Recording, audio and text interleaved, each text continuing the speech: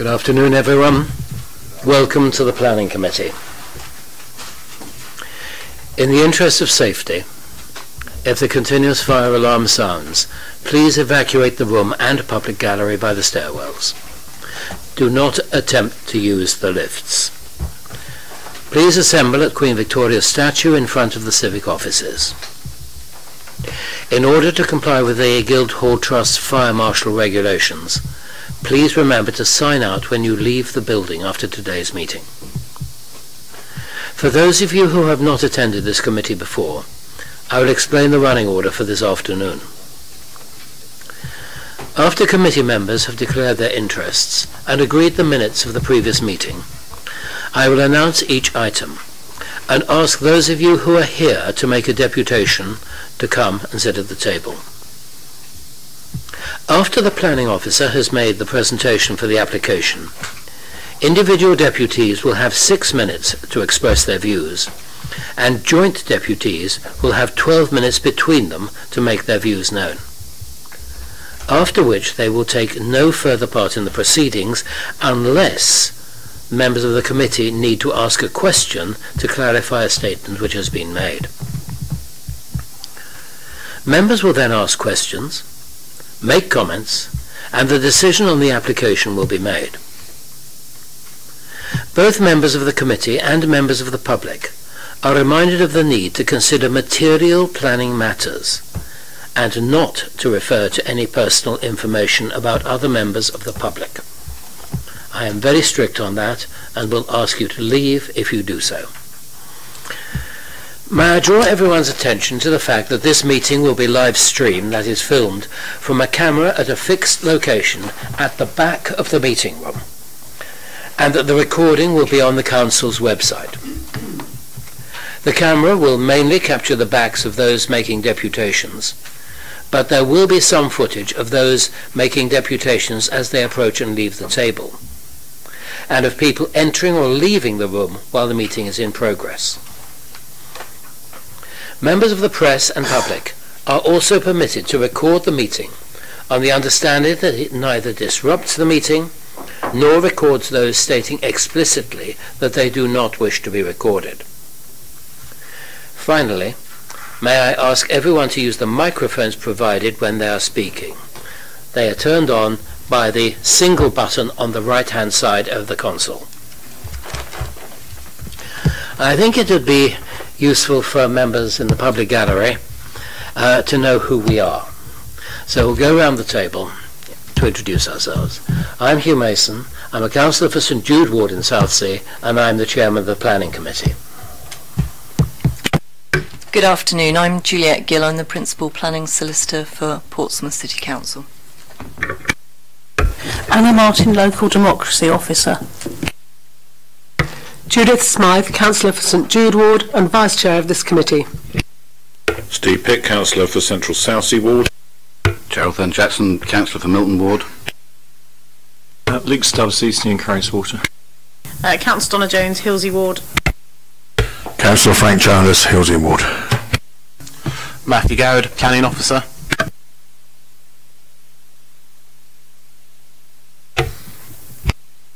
Simon Turner, planning officer. Ezekiel Edo, head of DM. And Ian Maguire, assistant director of planning and economic growth. Thank you very much. Do we have any apologies from members for this afternoon's meeting? Councillor Pitt. Apologies from Councillor Hunt, who's ill. Thank you. Councillor Norton, but Councillor Jonas is deputising. Thank you. Councillor Jones? I'm not sure where Councillor Atkins is. I thought he was on his way. I've just messaged him, but let's wait and see. Maybe that a lecture's run over at the university and he's probably teaching, so let's hope he materialises at some point. Letting his lectures overrun. Not a good professional practice. I used to walk into the lecture theatre and demand that people leave if they overran. Anyway. Are there any declarations of members' interests on any of the items before us this afternoon? No? Thank you very much. We take the minutes of the previous meeting, on which you have on pages 3 to 28, and I will take them. Well,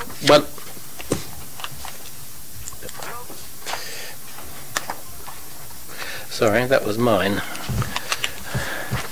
I will take these minutes page by page. We take the meeting of the Planning Committee on the 4th of December at 10 a.m.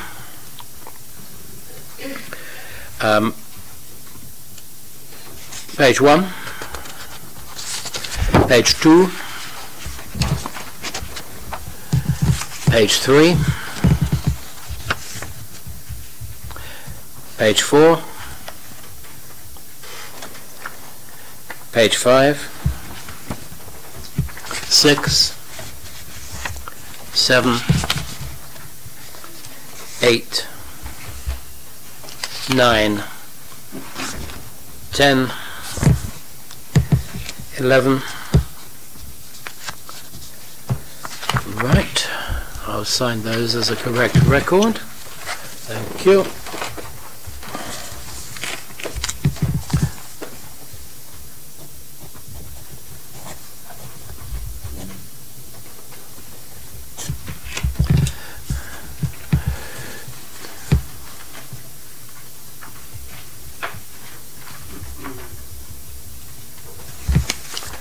Thanks very much. Right, we then come to the minutes of the meeting which was held on the 18th of December. I am advised that on page 20, page 19 and page 20, paragraphs 119 and paragraph 120, the same reason has been repeated for refusal. We need to rectify that unless there is any comment to the contrary. But let's face that as we go through.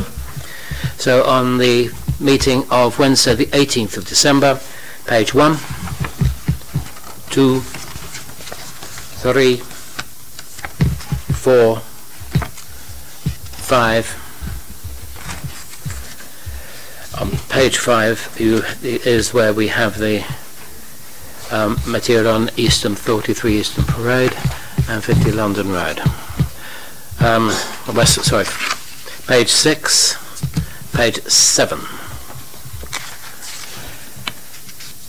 page 8, page 9, 10, 11, 12, 13, and 14.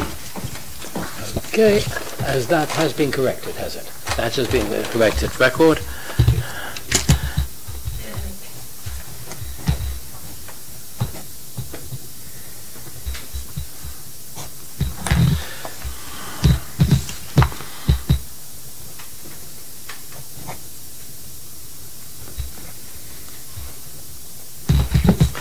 Right, thank you.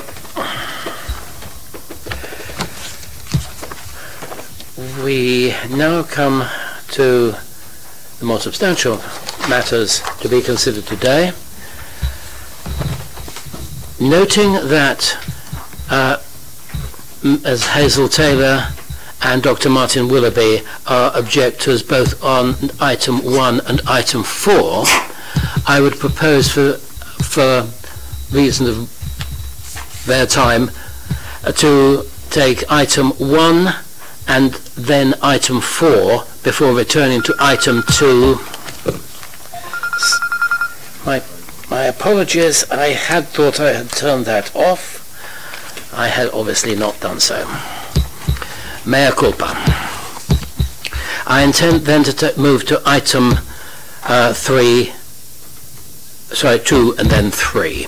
So we'll take them in the order of 11 Playfair, 66 Margate, 21 Clarendon, and then Plot E Lakeside. Is that acceptable to members? Good. Can I have updates on previous planning applications and appeals? Thank you, Chair. There's updates on previous planning applications. What members will find in front of them would be hard copies of appeals that were allowed and dismissed last year. Overall, what we have is 65% appeals dismissed and 35% were allowed by the Planning Inspectorate. There's a further breakdown of the appeal types and the numbers with respect to the type of applications. Thank you, Chair.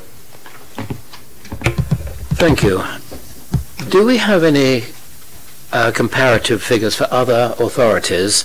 Is 35% allowed a high proportion, do you think?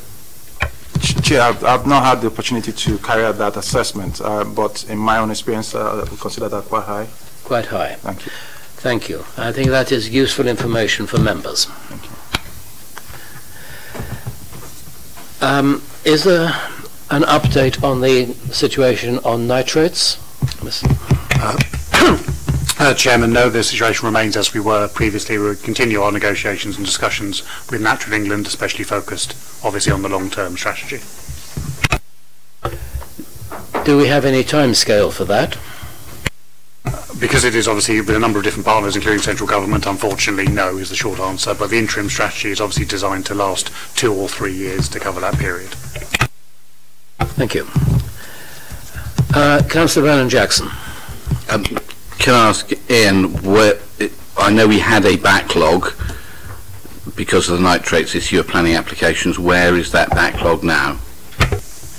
There are still a number of applications dealing with nitrates, but obviously we have to get them to agree to execute the relevant Section 106 agreements, and sometimes that is involving viability appraisals and discussions. So at this point I'd say there isn't a backlog, but there are ongoing applications that are still under determination and negotiation.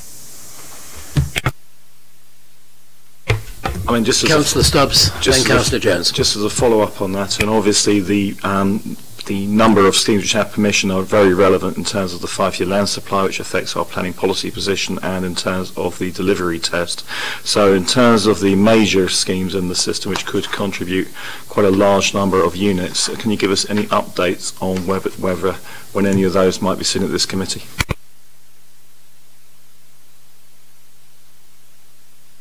We will try and put together some numbers on major schemes, because obviously they're the ones where officers are focusing their negotiations and are more likely to have viability arguments. So we'll put something together after the committee for you. That will be helpful, because obviously there are some schemes which have been in for more than a year. For example, the St James's scheme, I know there was a change to that, but I mean it's been in for a very long time, and I'd be interested in knowing where we've got to with some of these, and I'm sure other members would too. Thank you. Councillor Donna Jones. Thank you, Chair. My question is about the previous item on the appeals update. So I don't know whether or not anyone else has got anything else on nitrates before we could possibly go back to that. No. Thank you. Appeals update. Thank you very much. Just a question. Looking at the number of appeals and on the second page, the appeals allowed and the appeals dismissed, it seems that the householder developments are, as you may expect, some have gone our way, some haven't. But the change of use, it looks like 11 out of the 12, the appeals have been dismissed, i.e. our position has been upheld. Am I interpreting that correctly? Yes, Councillor. That's interesting. Because I honestly thought that there were a number where we haven't been happy with them, but I thought that we were maybe on a bit of a sticky wicket, but it looks like actually where we are refusing change of usage, then they are being upheld. Yes, Councillor. Okay, thank you. Councillor Smythe, Councillor Pitt, Councillor Stubbs. My question is on a similar thing. Given that we've got 2 applications for HMO developments today on the agenda, which category of these things on this diagram here, where would HMOs come? I appreciate some might be in change of use and some might be in something else.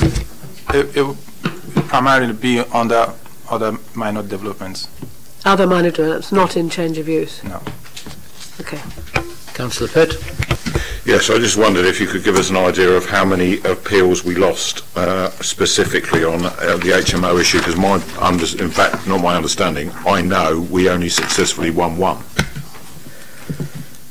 Apart from a couple on the nitrates issue, but on the actual SPD issue, it was 1.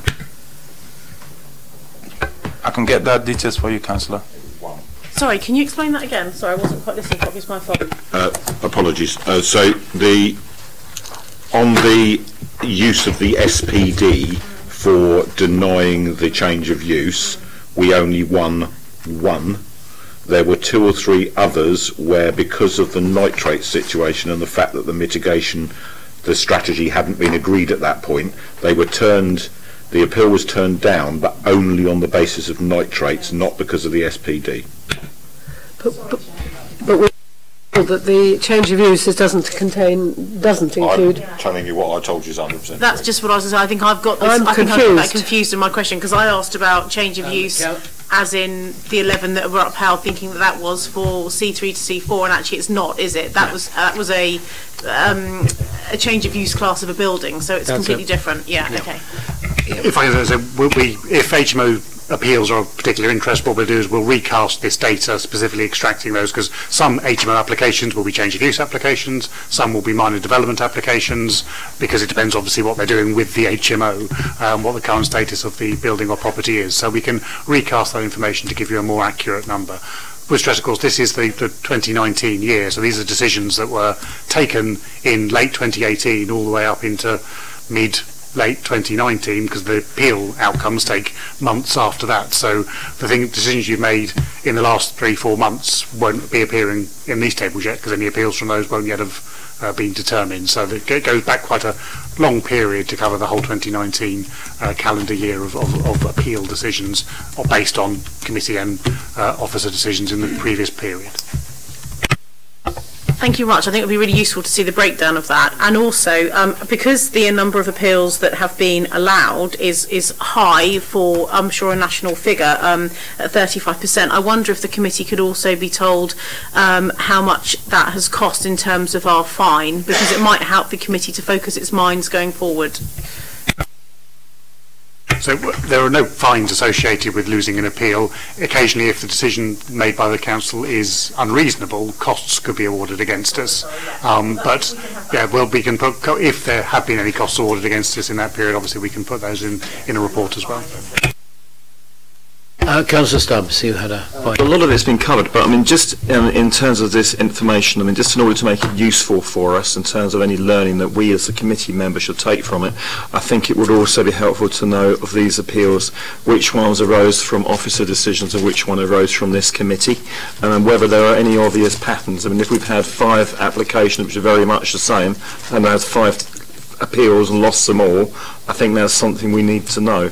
Now, I'm aware that there's been a run on HMOs, but I mean, I'd like to get a bit more details on what patterns that there are on this, so that we on this side of the table are conscious about, you know, what how applications are likely to be judged or taken onto appeal. I think these points are very important, because councils which have a very large proportion of appeals allowed do find themselves in difficulties with with central government on their rights to conduct planning, and this is something which we really do need to get to drill down and get to the bottom of. So thank you, members.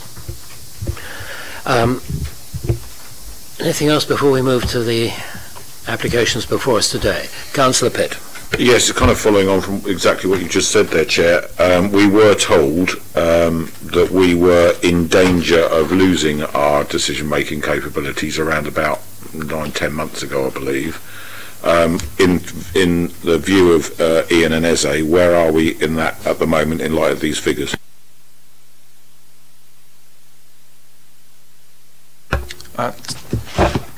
My understanding is that from the previous figures, the council is not in any particular danger of being designated. That's my understanding. I'll need to carry further assessment of the numbers. The various different metrics which the government judges quality, speed, housing delivery, all of these things can place the council in a position of risk of special measures, i.e. loss of control of planning powers, have different periods and they're rolling periods, so there's a fair bit of data analysis that needs to go into that. From what I understand at this point, obviously we're now looking at the 2019 data, there isn't an immediate threat of that, but because numbers are relative, we don't do a large amount of development applications in Portsmouth, it doesn't take many to go the wrong way to flip you over a threshold, so I'd never be relaxed about that risk, but we will try and put together some data as part of this appeal report for you. Right, thank you, members. I think that is an important discussion. We come now to the first application, which is for 11 Playfair Road.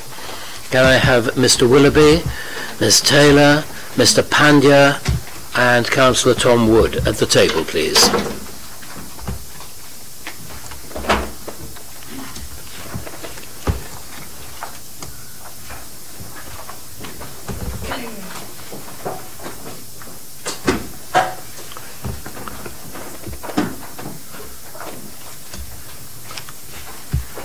All right, thank you.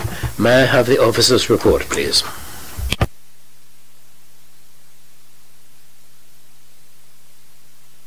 Thank you, Chair. Good afternoon, members.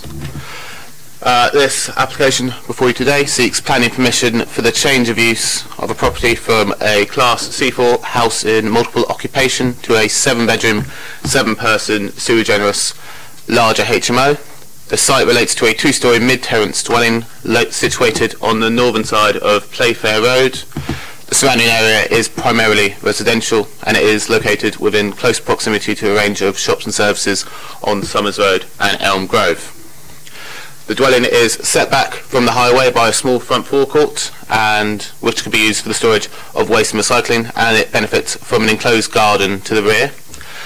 Planning permission was previously refused at the site for the change of use of the property from a C4 HMO into a 7-person sui generis HMO in December of 2017. This refusal was later appealed, with the appeal being dismissed in March of 2019, but it was only dismissed as the applicant had failed to provide sufficient SPA mitigation at the time.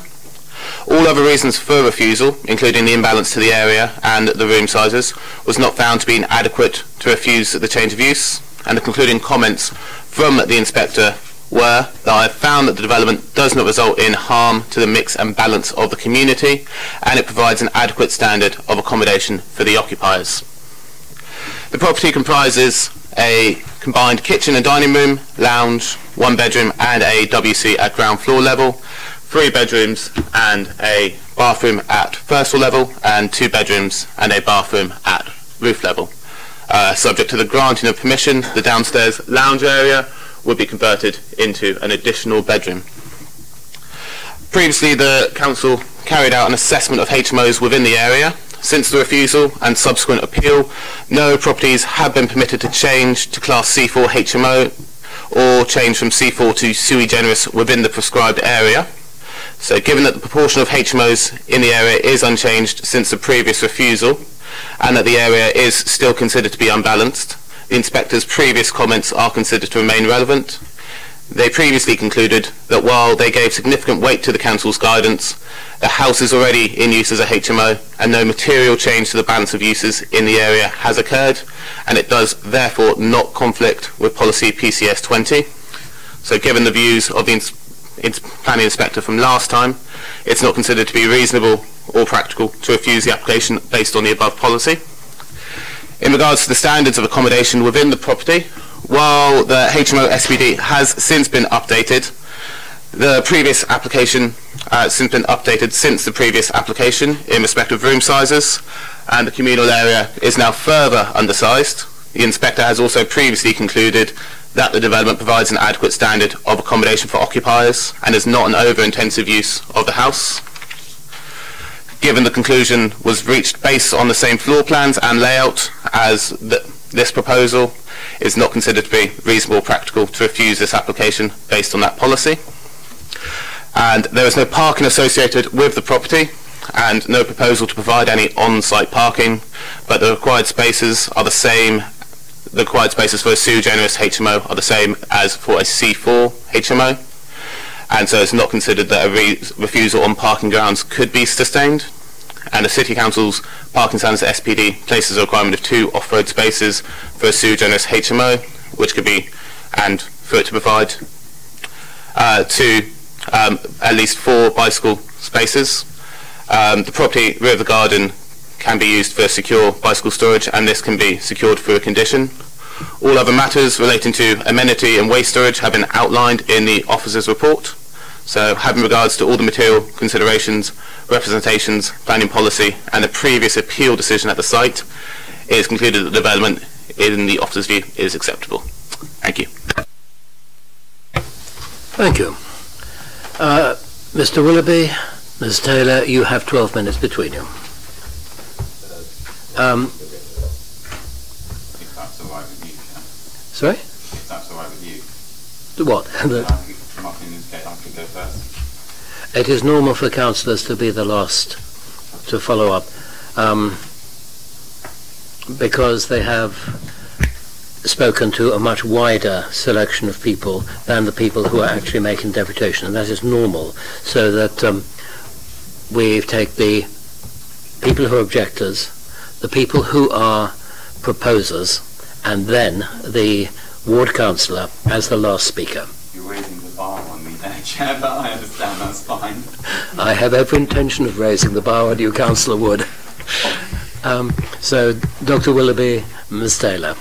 Okay, so thank you, Chair. Thank you, councillors, for the opportunity to convey, again, the consensus view of the 250 or so members of East St Thomas Residents Forum. As many of you will know, we are regular attenders here with deputations at these meetings in an attempt to stop the relentless development of HMOs in our neighbourhood. Councillors have strongly and publicly expressed, and I can pass this round, their determination to deal particularly with the creation of super HMOs.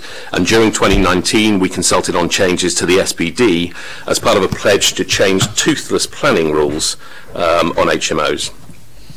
The changes to the SPD in 2019 put additional emphasis on considering the impact of sui generis applications. So in objecting to this proposal, we'd like to create yet another HMO in East St Thomas. We would like to focus on impact. There are also a few questions I'd like to ask along the way.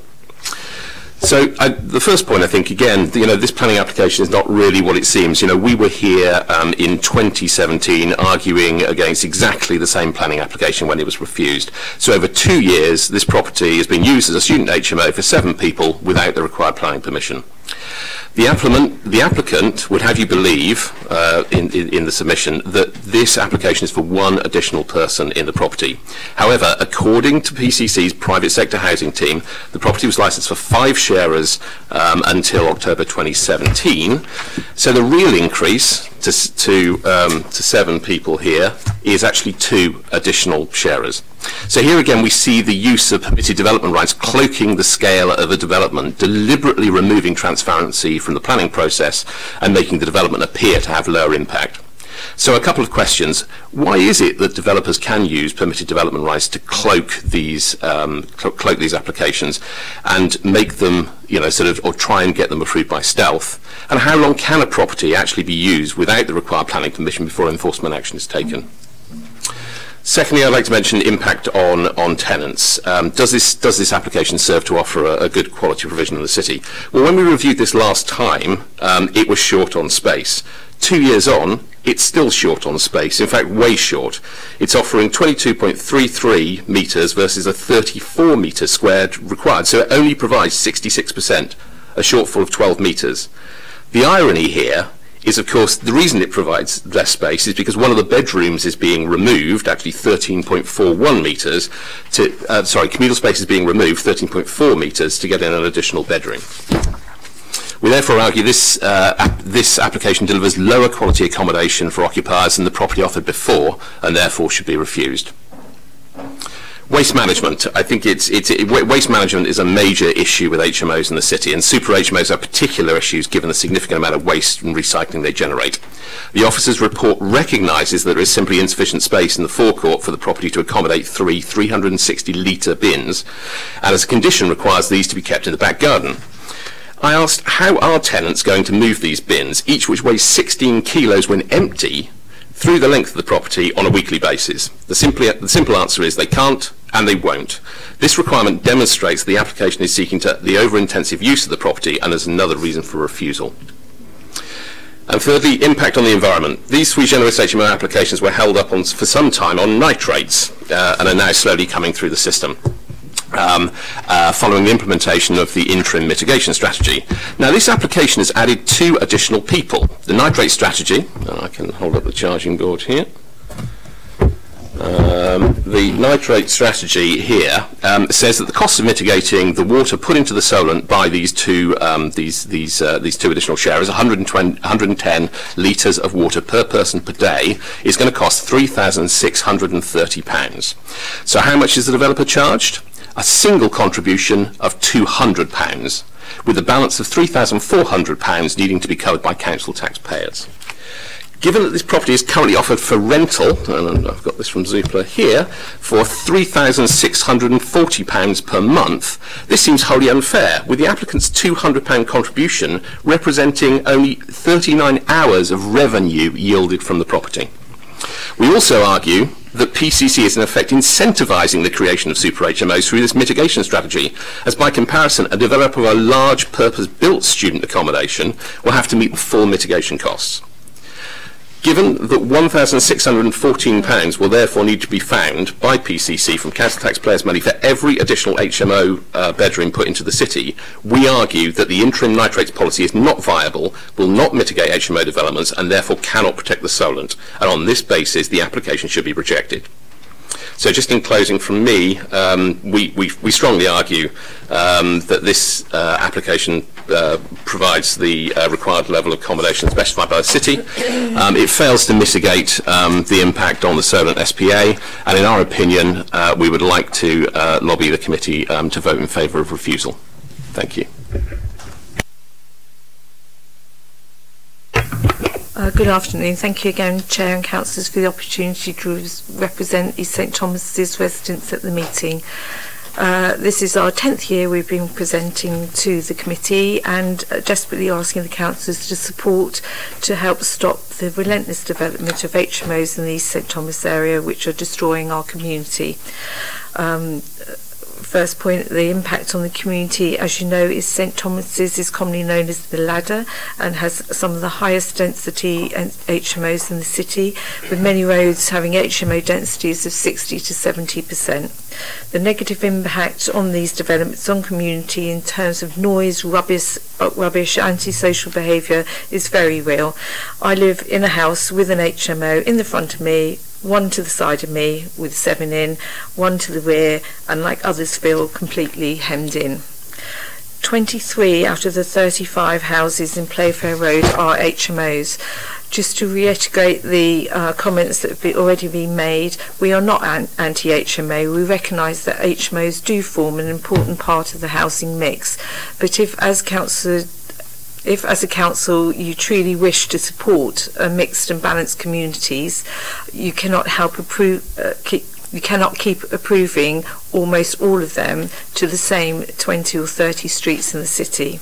As Dr. Willoughby said, residents welcomed the recent consultation on revision of the SPD, attempting to collate the super HMO developments in high density areas like East St Thomas's. Residents were encouraged by the assurance that the new SPD gives much greater weight to the impact of the proposed development on the community as the material reason for refusal. I'd like therefore to read out some quotes from the residents on the developments in Playfair Road. A comment has been that because of the noise, antisocial behaviour, the leaving bins out, which hazards for mobility scooter, wheelchair users, people with prams, elderly people. Another comment, more increases of the student numbers will only increase to a detrimental impact on the existing residents in terms of rubbish parking and placing a strain of services such as water and sewerage. I feel that any more increase, this is another comment, I feel any more increase in the student numbers will only increase the detrimental. Sorry, that's repeating, I beg your pardon. This significant impact caused by the development on the community, along with the impacts on tenants and the environment raised by Dr. Willoughby, all demonstrates that the unsuitability of the application. In the interest of improving housing quality in the city whilst promoting balanced and sustained communities, we would urge you to refuse this application. Thank you for your time. Thank you. Mr. Pandya, you have 6 minutes. Yes, I as I explained, I take the councillor last because of the nature of the councillor's responsibilities. Right. Thank you, Chair. Thank you, Councillors, and Happy New Year. I come to you regarding 11 Playfair Road, which was first listed and registered for planning on 17th of July 2017. It took 125 days for your SPD amendment to come into situ prior to my application going in, after my application went in. So it took something in the region of 20 weeks for that application to be heard, even before the initial SPD was launched. It's now 930 days since that initial application. We have had 5 independent professional people assess the property, the environment, the impact of, and all of them conclude that it is a fair development. It provides good accommodation internally. It's got waste. It has its waste management is managed. The 3 bins do clearly fit in the front. I don't know who mentioned that, but there are 3 large bins available that can easily fit in the front. There is bike storage that has been put in the rear, and the courtyard garden still remains. So they've all been taken into consideration. Over the last, over the last 3 years, we've experienced no complaints in the council regarding waste management or noise from this property. And as people have said, yes, it has a licence for 7 already. The inspectors have provided it with that, and we are legally renting it as a house for 7 individuals, and will continue to do so until we come to a conclusion here. But I think what I really need to point out, which our planning officer has mentioned, is that the highest level, the Secretary of State's officer, has stated clearly on the previous assessment that the building is viable, the environment it's in is viable, and this mathematics are certainly different to the mathematics that are being shown here, but it represents a very good development. Going to the objectives briefly, as I need to change tack here, but basically I've looked at the environment around it, as in the 50-metre radius, and in the development area there's only a maximum of 14 properties from the list of objectives that appear within the area, and of that I could only identify 2 addresses of objectives. Now this is just me looking at the data, going through all the addresses. There are only 2 objectives on there. One of them is an automatic email response, who then put a second automatic response in, so that would clearly invalidate their objections because they've gone in twice. I don't know how many systems you've got in place to stop people doing this, but they are in there twice. So I've got to question the accuracy of the data. There was one objection which I will address, and that was 5 Edmund Road. And the reason I'm going to address it is because the inspector actually took all the points on board and has, if I've got time I will, but basically the inspector has withheld our application, said in essence the only reason that we haven't gone through, he couldn't pass it, is because we've forgotten to pay the mitigation payment. I don't know why that's happened. That's just an admin error. It's something that should have been dealt with over 900 days ago. That's all I can say. So I've been going backwards and forwards. These guys have been coming here for 10 years. I've been coming here for 300 days, whatever that represents at the meeting. But it's been going around. Sorry, I've gone right off script here. It's terrible. Of the automatic objections, there's 3 issues that they raise in all of them. And again, once the inspector's gone through all of them, and again has rejected them in the application. I can't say more than that. Each one of them has created I'm sure you've seen the email. All 3 of those points are eradicated by statement. And I just basically, point 18 that the inspector raised, he understands the concerns of the neighbourhood, which include parking, noise, litter, smoke and refuse generally. However, the additional bedroom is unlikely to place an unsustainable pressure on the surrounding street parking or cause environmental harm for waste storage. I note that the Highways Authority also have no issues with, in essence, with the parking there. So, again, recapping, I've had 5 professionals look at this. 5 people have said they cannot find a problem with it. And once again, 930 days later, I find myself back here again. Please vote to pass the application, and that's all I can say. Thank you.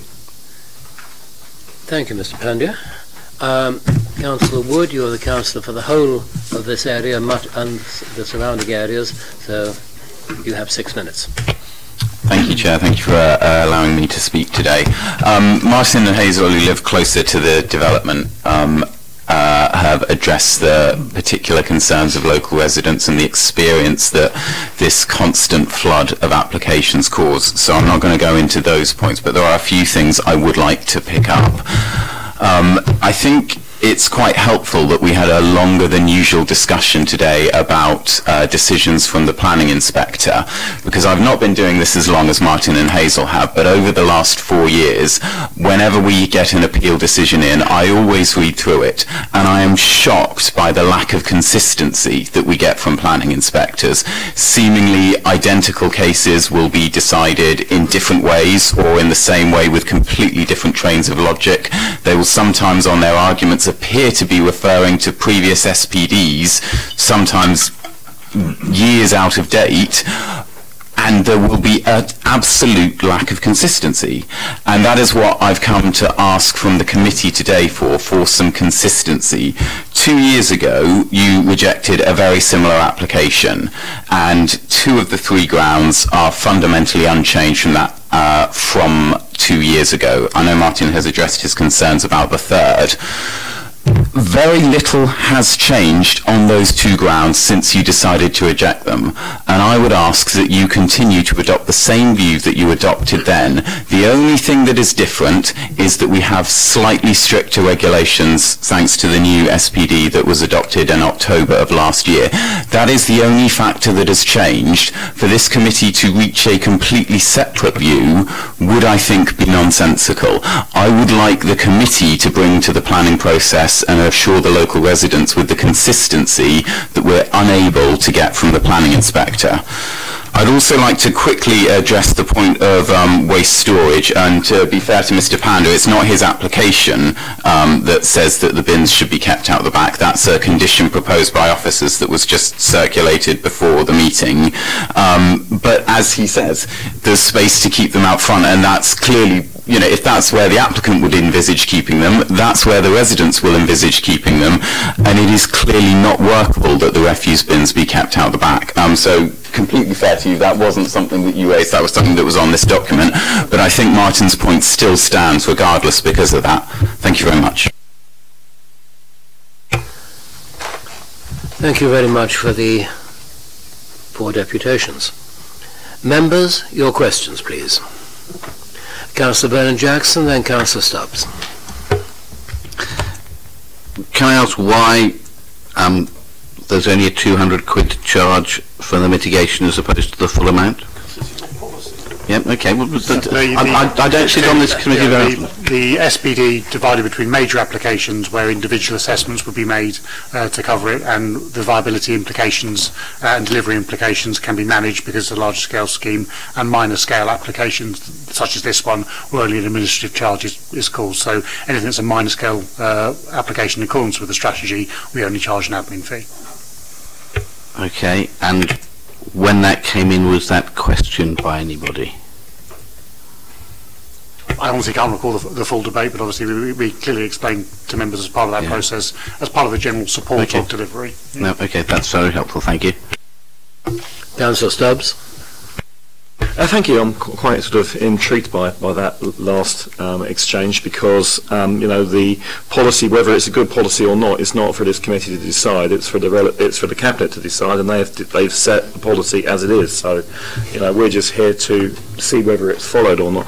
My question is, it appears to me that the one planning relevant question in all of this is about the size of the kitchen dining area, the communal space, and conscious that we've had a new SPD dating from October 19. So my question is, have there been any relevant appeals or any other relevant information that we should be cognizant of about the inspector's attitude to the inspectorate's attitude to the 34 square metres requirement? No, we've had no. This has obviously only been adopted for a matter of weeks. There's certainly been, I'm not sure there's been any decisions, let alone appeals, associated with it. If I can assist members, though, and I think it's a very valid point, that is obviously the key thing that has changed, and that has been a change since the previous appeal. But of course, SPD is supplementary guidance for members to help their decision making. What we are looking for is giving action and helping members make decisions in accordance with PCS 23. That is the policy. That's obviously a requirement to provide a good standard of living environment. That is what the decision is made against. The SPD helps illustrate that. So what you've done in adopting the new SPD and increasing that element is you've made a statement of you would like to see better provision. You feel actually the amount of living environment provided before, we want to set a higher bar. So that is undeniably a negative implication for the scheme, and significant weight can be given to that guidance.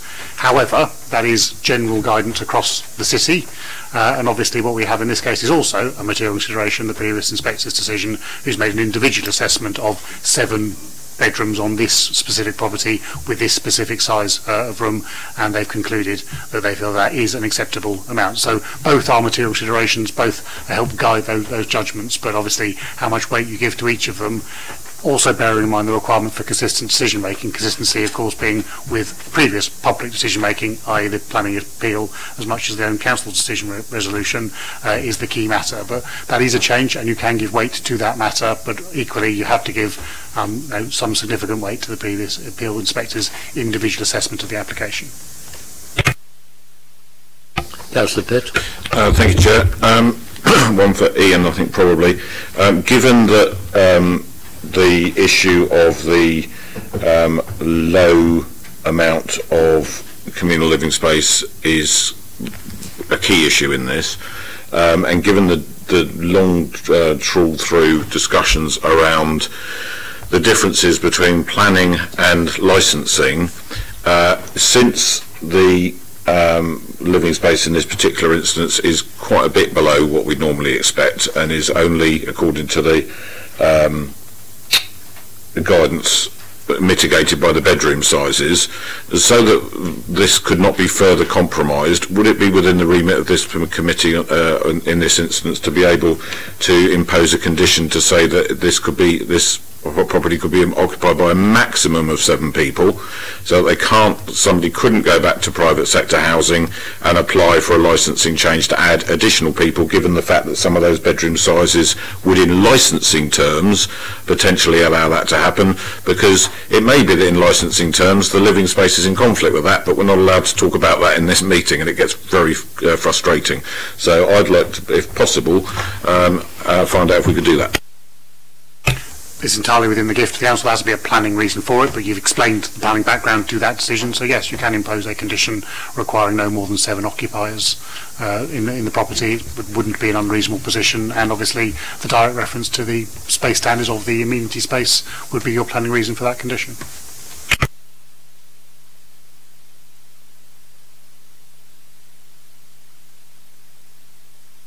Councillor Pitt. Just for convenience, then I would like, although we're not in comments yet, then I would like that to be put forward today if we can find a seconder. Other questions, members? Councillor Jonas, then Councillor Vernon-Jackson. Through you, Chair. Can the officers then confirm that whilst the communal space is quite a lot less than what we would like according to our SPD, that the planning inspectorate has already dismissed that as a reason for refusal?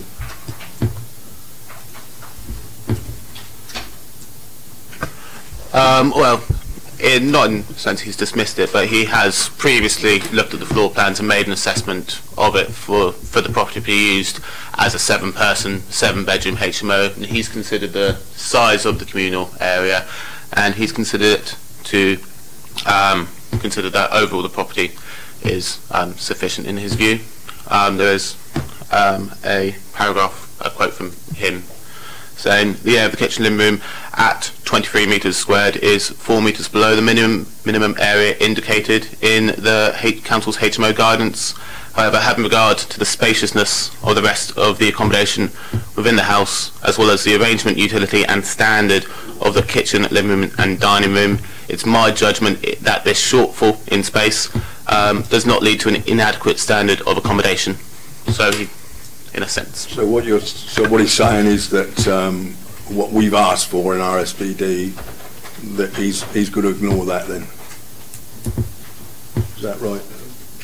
If I may, as in all cases, it is for the decision maker, in that case an inspector, in this case this committee, to apply their judgment and use all the relevant material considerations. The SPD he has given significant weight to, and he has noted there is a shortfall. 4 metres in that case, it's a larger shortfall, you've moved the number up in this case, but the same judgment. But he's had to make a judgment, aware of the expectation of the council, aware that the scheme doesn't meet the expectation of the council, and then come to a conclusion whether or not, nevertheless, because of other factors, the other factors in this case being the adequacy in size of the other rooms, when looked at in balance, it is an adequate series of accommodation, and he's balanced those things together and come to that judgment. You have to do the same thing, balance that, the facts of the scheme, the size is shown on this slide here, the overall adequacy of it, and add into that consideration of both the SPD and the inspector's decision. These are all material considerations that you have to give weight to in balancing your judgment together. Yeah, I understand what you're saying, but I'll come back to the fact that he doesn't really agree then with our SPD. I'm not, obviously we can't put words in the mouth of an inspector. I can't say he doesn't agree with that. I believe he does agree with the SPD, but what he's looking at, and indeed as our own guidance does recognise, he's applying judgment and saying because it has large bedrooms, he feels that it's acceptable to have a slightly smaller living room, a slightly smaller kitchen dining amenity area. I think if it was a scenario where the bedrooms were exactly on size, then he wouldn't have come to the same balanced judgment. So, but he's putting sensible consideration, using the SPD in there, but it's an application of judgment. Planning is not a tick box exercise of making sure every number is met accordingly. It is looking at a holistic assessment of all the pros, cons and merits and balancing them all together. The inspector and indeed your officers in making this recommendation have satisfied himself and ourselves that overall the quality of accommodation is adequate for 7 people in this property.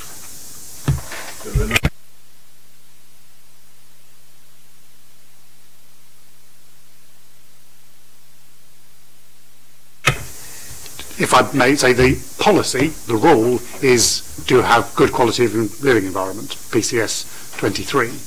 This is guidance. This helps explain how one could do that. There are other ways to achieve good qualities of living environment.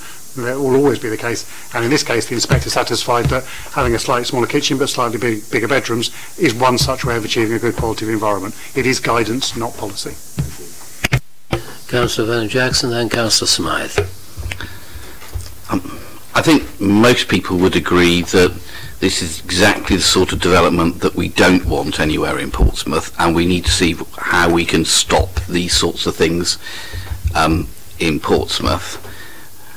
I really find it useful to have advice from Ian, because both when Donna was doing the portfolio and now Steve's been doing the portfolio, we've come up with SPDs to try to put a stop to these very destructive and bad developments, and it feels in both cases that we haven't had the strength that's able to put a stop to these, even though we all know that these are bad developments and it's bad for the city. Is there a different route that we could or should be taking to protect the people of the city from really bad developments like this? Before you answer that, I would point out that you have made a value judgment here. I meant to, as a member of the committee, I meant to do so. That is why I'm here, Chair. I agree it is why you're here, but I think that the officers need to be reminded that that is your judgment. Thank you. I was going to start by saying, obviously, officers' position is this is a policy compliant scheme. So on that basis, as officers, our major function is to give you guidance on your planning policy. We would therefore define it as good development, not bad development, because there's little better compliance than policy compliant. But the same answer to your question, therefore, is if you wish to resist schemes like this that are, in our opinion, policy compliant, you need a different set of policies for HMO usage. Clearly, you're currently doing your new local plan, and indeed, after this meeting, there is a working group which is looking at housing policies, HMO policies being part of that, and that's a discussion that we can have on how we can look at new policies that guide HMO development in a different way, but in accordance with your current local plan, your current policy, and indeed national policy and legislation. This is a compliant scheme. Councillor Smythe. I think my questions are following along the same lines here. The first thing is I don't see any sort of furniture layout on the living kitchen area, and I do see a nice French window at the end of the extension. Where are 7 people going to sit down and eat their breakfast? I just don't see the space. If I saw it, I might take a view that we should go along with what the inspector's saying. If I can't see it, I really do wonder what we're actually thinking about, the reality of 7 people sitting down there to have their breakfast. If I lived in that top room, I'm not going to go upstairs with my cornflakes. I'm really not. So could somebody just advise me where chairs for 7 and a table or put those photos whatever else it is can be put in there? So, if I may, there is not a table with 7 chairs around. Obviously, this plan permission hasn't been granted yet, so I would expect to see 7 chairs. But, well, except that it demonstrates room performance. There isn't a table with 7 chairs in there, nor would I anticipate that the landlord or the tenants would desire to put a table and 7 chairs in there. As you can see from these photographs, there is a kitchen around the end of the building. There is a breakfast bar with 3 stools, not 7. Okay, that's helpful. Around it. And then there's an area where there's more informal seating. You can see a sofa in the foreground of that photograph. In the real world then, this is conjecture, but no, I do not anticipate these 7 housemates sitting down to eat breakfast together. But again, that is a question. That's not the anticipation of your SPD, and I would suggest, and this is a personal professional opinion, nor would it be a requirement that every household has to have a table wherein every household member can sit around it. It's an overall judgment, is the adequacy of the accommodation. Yes, some people will choose to eat in their rooms, some people will choose to eat outside the building, some will choose to eat at the breakfast bar, off their laps, so on and so forth. It's a judgment of the adequacy, and it's a balancing judgment. The previous inspector felt it was adequate, officers feel it is now adequate. It is for members to make their own judgment. Thank you. Just to continue may I, Chair? I understand what you're saying, and of course it's a matter of opinion, but that is how you make the judgment, is actually showing some real bits of furniture on there, and would reveal, I'm not making judgments about how people should live their lives, but it's quite a lot of people to be doing. Even 4 people would have quite a job. And particularly because of the specific layout of this room, which shows double doors going out into the garden, and therefore implies a through way into the garden, because you're quite right, on a summer morning it might be nice to take your cornflakes out there. So my second question is about how seriously, in your experience and in the experience of this council, do the planning inspectors take our SPD, and do we have any evidence of how they've looked at that particular SPD in previous decisions? I can say little more than the line that's halfway down the quote from the previous inspector's appeal decision on page 6, where he states, "I give significant weight to the council's guidance," referencing the SPD. So they take it seriously, they give significant weight to it. But he didn't follow it. But as always, as guidance, it has a number of different, and you have to balance it together. So he's given weight to it. The fact that not every number was met, but in this case, the bedrooms were large, the kitchen was small. He felt that gave, in the overall holistic assessment of adequacy, was acceptable. To say that it doesn't comply with the SPD, I think, is an oversimplification. Councillor Jones, Councillor Stubbs, Councillor Pitt. Thank you very much, Chair. I mean, regardless of what our own personal opinions are, the space standards are met. That's it. So, I mean, we might not like it, but, well, okay, they've been deemed acceptable by a planning inspector previously when that was raised, is what I mean. In terms of the SPD, I think it might be useful just to follow up that when this Article 4 direction was made prior with the previous Lib Dem administration, and then, as Gerald referred to, when I was leader of the council and I retained responsibility for planning policy, we did look very closely at strengthening it, as he quite rightly said, and we pushed it as far as we thought possible. And the advice that I was given at that point, when we wanted to strengthen it even more so that we were able to refuse applications where we thought it would have a very significant negative effect on local communities, was that we were lucky to get the Article 4 direction passed through a public inquiry when our local plan was signed off previously, and when that Article 4 direction was done by the Lib Dems. So credit to them that they got it through in the first place. So we tweaked it as far as we could without having to go back through the public inquiry stage. And I'll be very interested to hear what Ian and the other professional planning officers have got to say this afternoon when this meeting is finished and we move into the discussion on the local plan, as to whether or not they think that it is worth significantly rewriting that policy when we go out to public inquiry with our new local plan at some point this year or next year. But, you know, in answer to the question about what can we do from here, well, save changing our own, obviously, local plan, it's to lobby members of parliament, because actually it's the national planning policy framework that sits above that gives a direction on a number of these issues that are raised today. And if people are really, really unhappy, which in densely populated areas like Portsmouth we are, then we should be lobbying our members of parliament, because they should be making representation to the housing minister to look at changing this in very densely populated areas like we have, where it has a significant impact or effect on local communities and the feel of a street, for example. So that would be my advice, but something possibly we can move into, you know, when this meeting is finished. But on the face of it, from what we've seen today, I simply don't think we have any grounds to refuse this that can be upheld because of the previous comments of the planning inspector.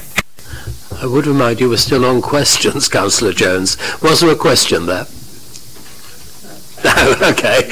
Councillor Stubbs, we're still on questions, I must remind you. I mean, just as I'm going to make a sort of cheeky comment at the start as well, which is just at a nationwide level, of course, the problem is housing completions haven't tracked population growth for 15 years now, and that's why you get demand for HMOs, because people have got to go somewhere. Councillor Pitt made an interesting point, I thought, about whether the number of people living in a sui generis HMO is part of the condition. I always assumed that it was, and so my question is, well, you've got policies relating to cycle storage and nitrates, which are proportional to the number of occupants. Why is it then that we don't automatically impose as a condition the maximum number of occupants? Because you've got other things there are justified on a given level of occupation, so why isn't that level then explicitly conditioned? We're generally guided to not try to replicate other legislative procedures, and obviously licensing is the key tool for managing occupants. So as a general rule, we would not look to control occupancy for HMOs through planning, because we'd allow nitrates to do that. If, however, there's a specific planning reason, which Councillor Pitts feels he's identified, then you can undertake that work, because it's the same considerations, it's just a different structure and legislative process for determination. The specific thing relating to planning is nitrates, which has got nothing to do with licensing whatsoever, but since we have a policy seeking contributions, I mean, it just seems a bit odd that it's not in there as an explicit limit, because it's been used to justify, as I said, other costs. Councillor Pitt. Thank you, Chair. I just wanted to tease something out a little bit here with the committee's indulgence. I know I drive them mad, but I'm not going to make any apologies on this occasion.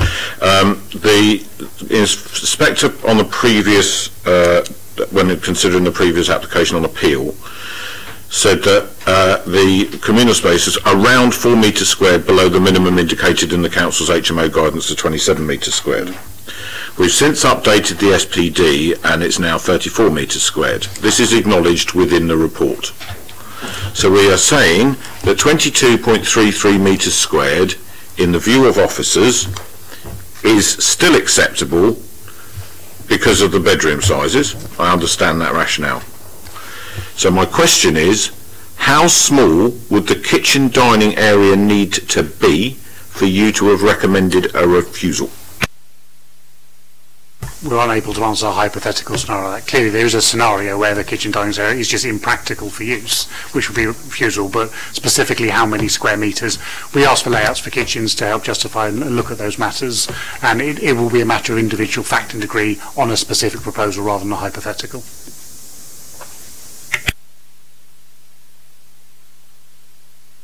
Right, members, comments. Councillor Bannum-Jackson. Thank you, Chair. I'd like to propose refusal on the grounds that the communal space is not sufficient. It is now almost 12 metres below what our SPD says, which is triple the amount from when the inspector looked at it, and that is far, far too small. If we allow this to go through, we ride a coach and horses through our own SPD. I think there are lots of other reasons to say that this is a very bad development. I wonder whether we could look to say that there should be a condition here that they should only be occupied by 6 people.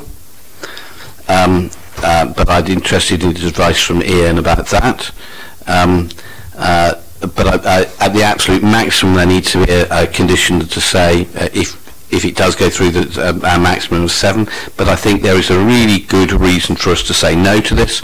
That the communal space available is 3 times the size, triple the size of too small than it was when the inspector saw it last, and that's a good reason for us to say no. Along with a myriad of other reasons which the inspector will completely ignore. But this is just the sort of development that we shouldn't have in Portsmouth, and just the sort of development that we should be resisting completely. No, it's just, I need a seconder first. Is there anyone who will second that proposal by Councillor Bannum-Jackson? Sorry? Possibly, okay. Well, we'll have that, hold that there. Other comments from members, please? Any other comments from members? Anything on the table? That's all that's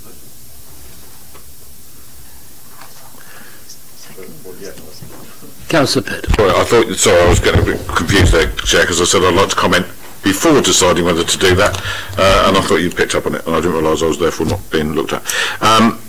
In terms of this particular application and where it's at, I think one of the judgment calls we need to make here is about whether there is a restriction on the amount of accommodation available, and therefore whether we are obliged to be reasonable in the sense that there is no alternative to what is being proposed.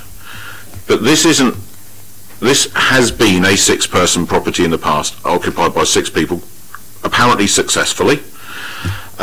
It was granted permission to be occupied by 6 people, and it was deemed that the standard of accommodation at that time was suitable for 6 people. What's now being proposed is to take away, or actually removing, communal space to allow an extra person to be put in. So we're not saying that there isn't the availability of communal space. We're saying that we are deciding that we are allowing communal space to be removed and turned into a bedroom, and I think there's a difference. So if that opportunity didn't exist because it was a loft conversion that was creating the extra bedroom, that's a different matter. But the fact of the matter is, as we heard in the officer's report, the downstairs of the additional communal space that used to exist when it was a 6-person HMO is being removed, and that is why it is failing our space standard. That is a choice by the owner of the property to do that, the same as it's our choice to refuse them the right to do that and insist that they comply with our policy and keep this as a 6-person HMO, and I'm seconding the recommendation from Councillor Vernon-Jackson. Thank you. Any other comments? Councillor Stubbs.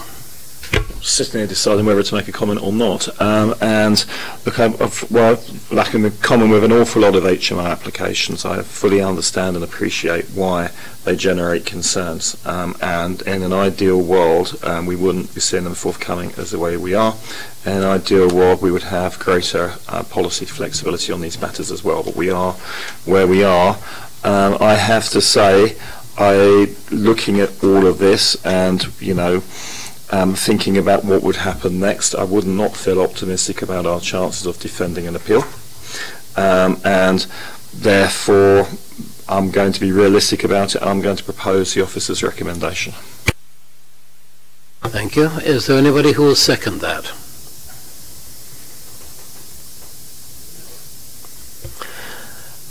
I will formally second that so that it may be considered were the first proposal of rejection to fail.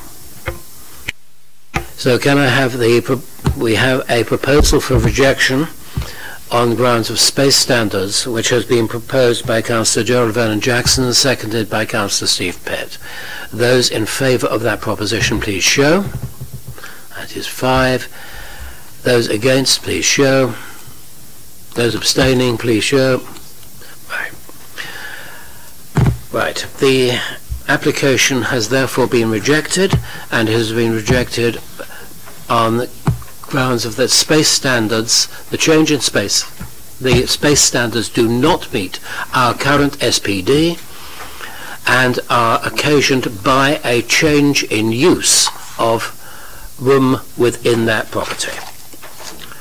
That is correct, I believe, what you are suggesting. Right. Thank you.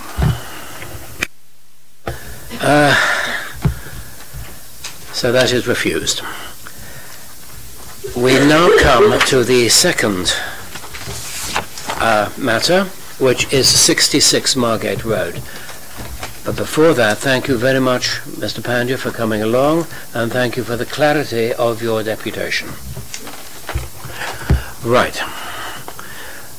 I think we have the people at the table who wish to speak on this one. Can I have the officer's report on number 66 Margate Road?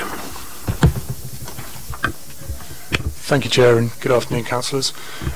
So this is an application for the change of use of a property in flexible C3, C4 use. So that's can be used either as a dwelling or a small HMO to a larger 7-person, 7-bed HMO. The property is located on the southern side of Margate Road, within a primarily residential area. There you go. It's within close proximity of shops and services on Albert Road and Elm Grove, and is also within close proximity of public transport routes on Outram Road, Elm Grove and Summers Road. As you can see, the property has a small front yard, and you'll see a larger rear garden area to the rear.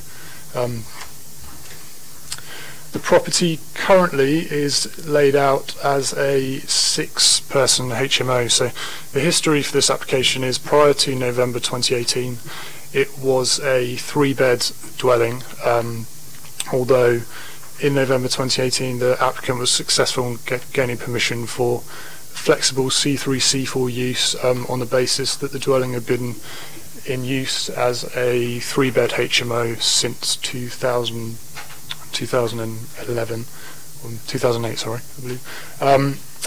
They later came in 2019 for an extension to the rear, which is shown on the back of the ground floor there, under permitted development, and they also erected a dormer to the rear under PD as well.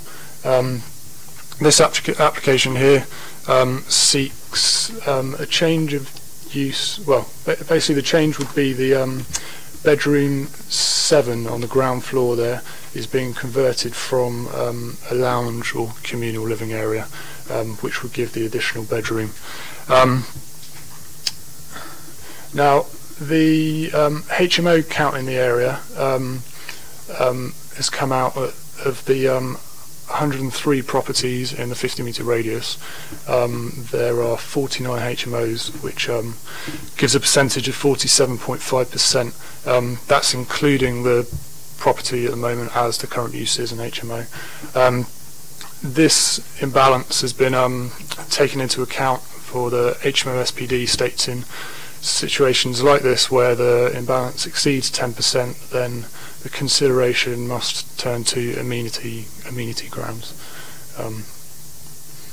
Some photos of the application site. This is from the rear garden. As you can see there, the ground floor extension and the dormer that's been erected to the rear. This is the communal living area.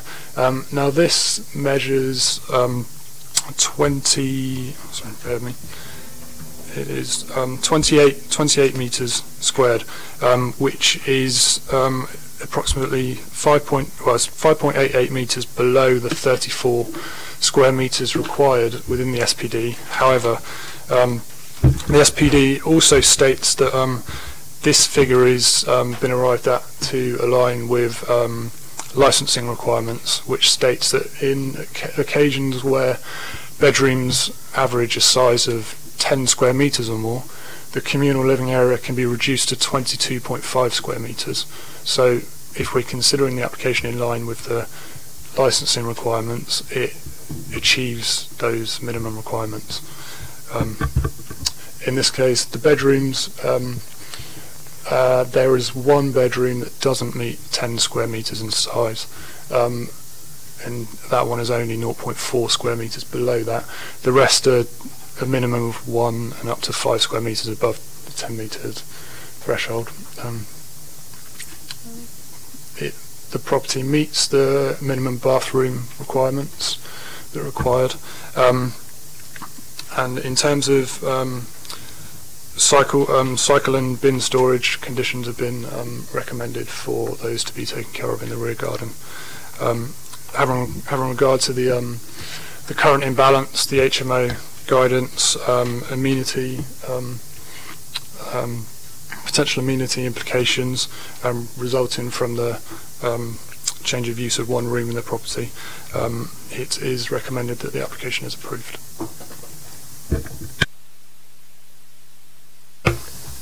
Thank you. Mr. Willoughby and Ms. Taylor. Dr. Willoughby.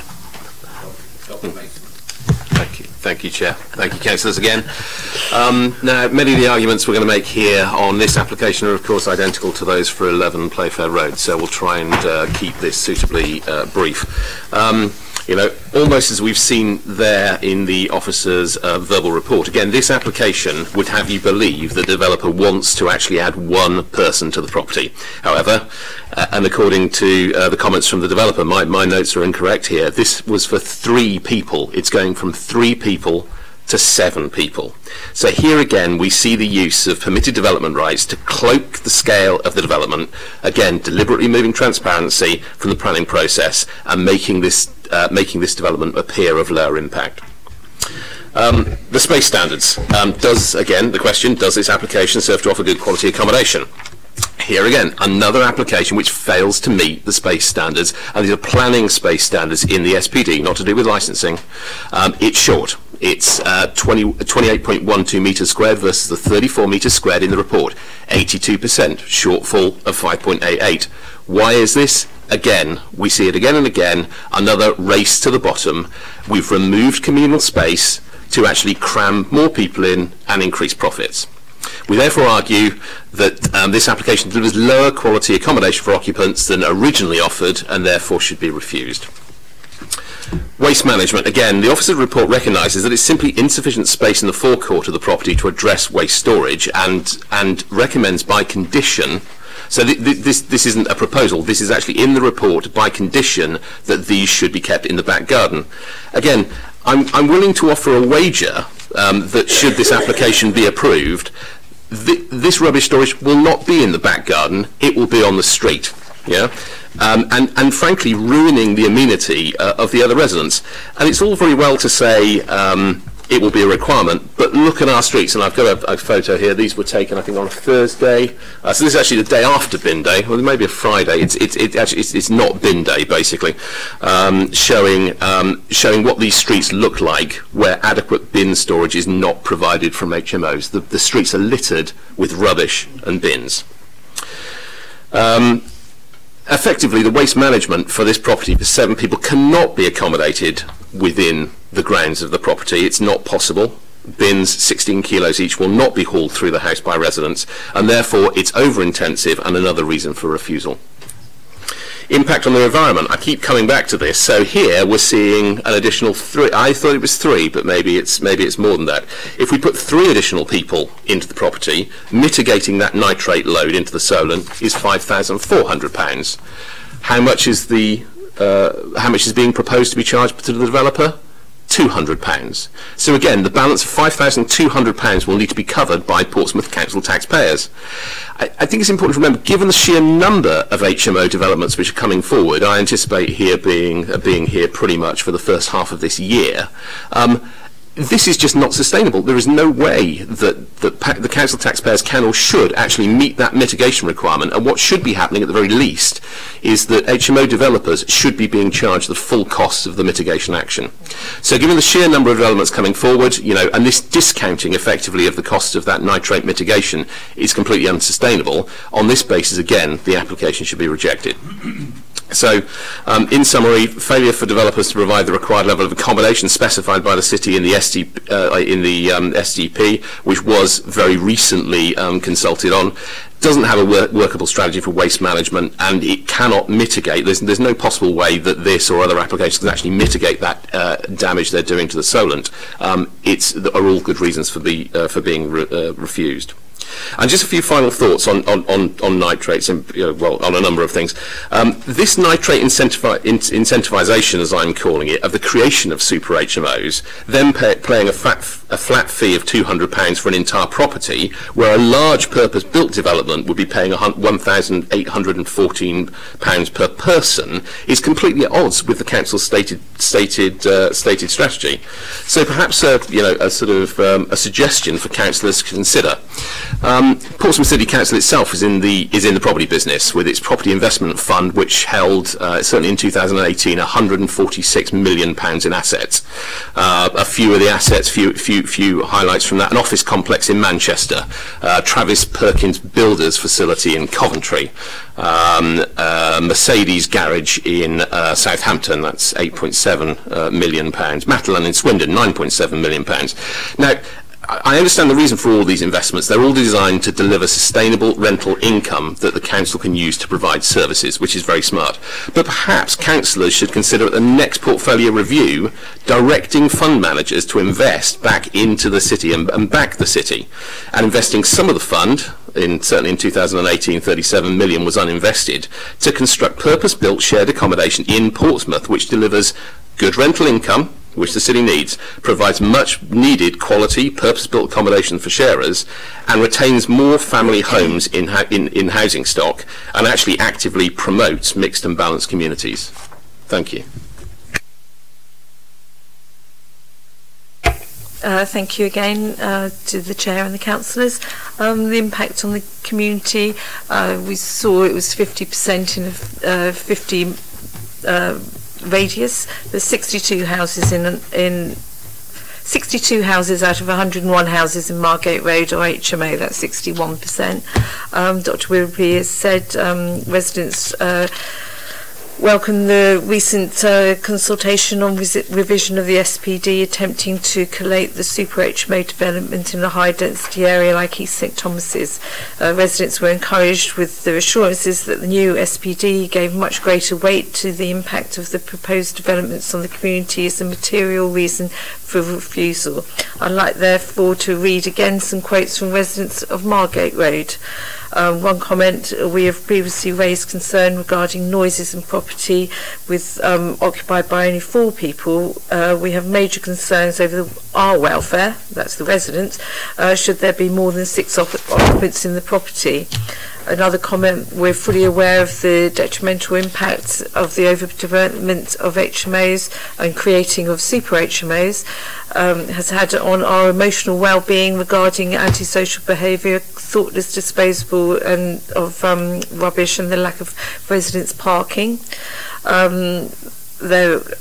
Therefore made a difficult resident made a difficult decision in April 2019 to move away from the community that we felt very much a part of after 30 years. This significant impact caused by the development on the community, along with the impact on tenants and the environment raised by Dr. Willoughby, all demonstrates the unsuitability of this application.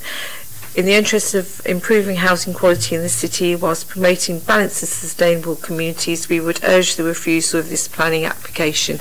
Also, this house was not derelict. It was not uninhabitable by a family, and these are family homes that are being turned into super HMOs, which will never again be family houses.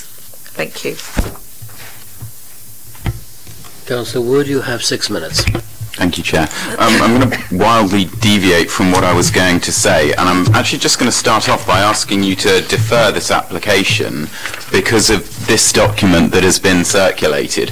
I have been frantically trying to get my head around it since I was given it at the start of the meeting, but actually having a 5-page document that is meant to complement an 8-page document and read 2 of them while trying to pay attention to the meeting and make my previous deputation is almost impossible. I'm sure you've all read your papers before this meeting, but I doubt that any of you have had the chance since this meeting started to read this. I have no idea what most of it says. I apologise if the rest of what I'm going to say is completely accounted for within it, but residents, councillors and you yourselves as the committee members are actually unable to make a decision unless you have fully understood the reasons laid out before you. Planning is the only committee where when you make a proposal you have to give a reason with it. At full council you can propose whatever you want, but the reasons matter, and I can see by the fact you've all just picked up the document that understandably none of you have read it because you've just been given it and you've been in a meeting since then. So how we are able to effectively respond to the reasons and how you are able to make a decision on reasons that you've not had a chance to absorb is clearly impossible. That said, the points I was going to make that I hope are not completely invalidated by anything within this are as follows. I remember when I was in school, a friend of mine who was extraordinarily gifted at maths told me, and I have no idea if this is true, that apparently it's possible as a paradox within maths to prove that 0 must be equal to 1.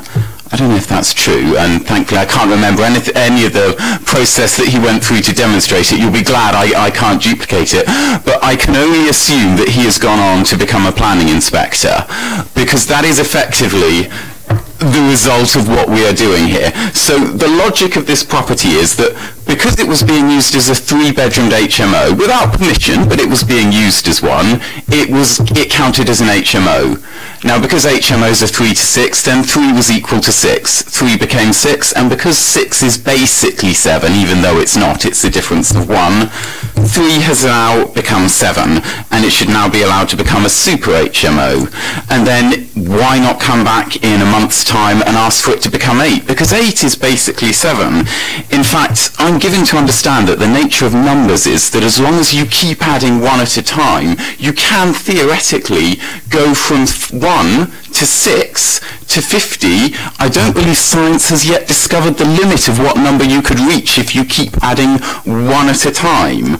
I've used the analogy at this committee before about the ladder of each incremental bedroom being the straw that breaks the camel's back. Frankly, right now, the ladder is a camel lying on the floor with a broken back under bales of hay, and we're backing up a truck to dump more on it. And as long as we add each straw individually, it doesn't matter. It can't possibly make a difference.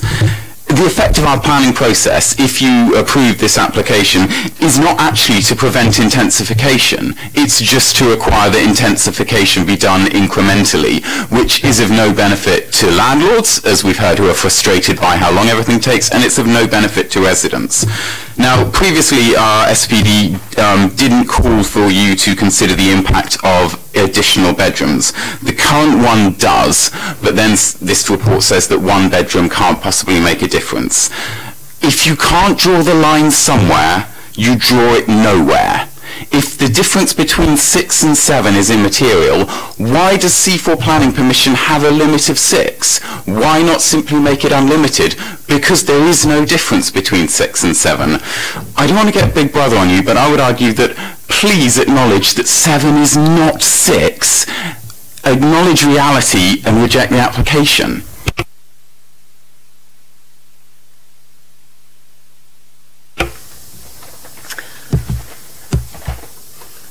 Yes, 6 is not 7, and you kept yourself within 6. Members, questions, please. Councillor Smythe. Please, may I see the floor plans again so that I can have a look and see whether the reduced size of the rear accommodation has the same sort of effect as it did in the previous application. Thank you.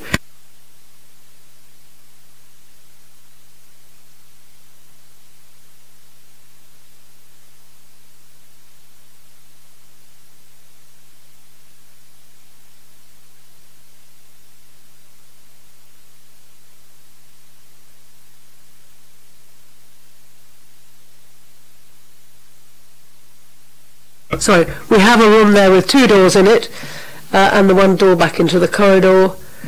The living accommodation is reversed, so it's the kitchen bit is at the end, theoretically creating a little bit more space for actually doing things in that space.